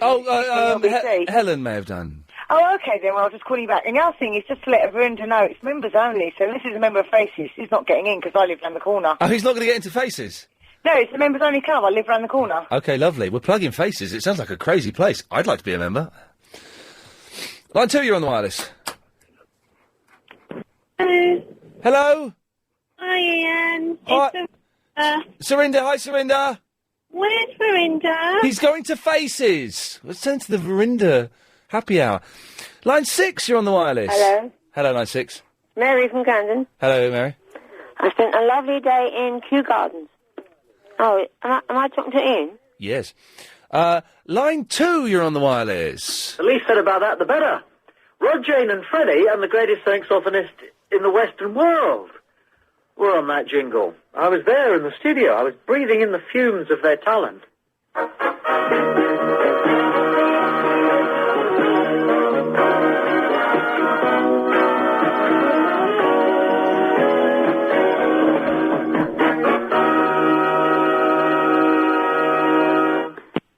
Don't get any better than that. Clyde Bull is on at 8 o'clock. Big quiz with Jim Davis will be on at 7. Nightly news coming up next. I will be back tomorrow, being produced by Lady Alex. I am terrified. This show is completely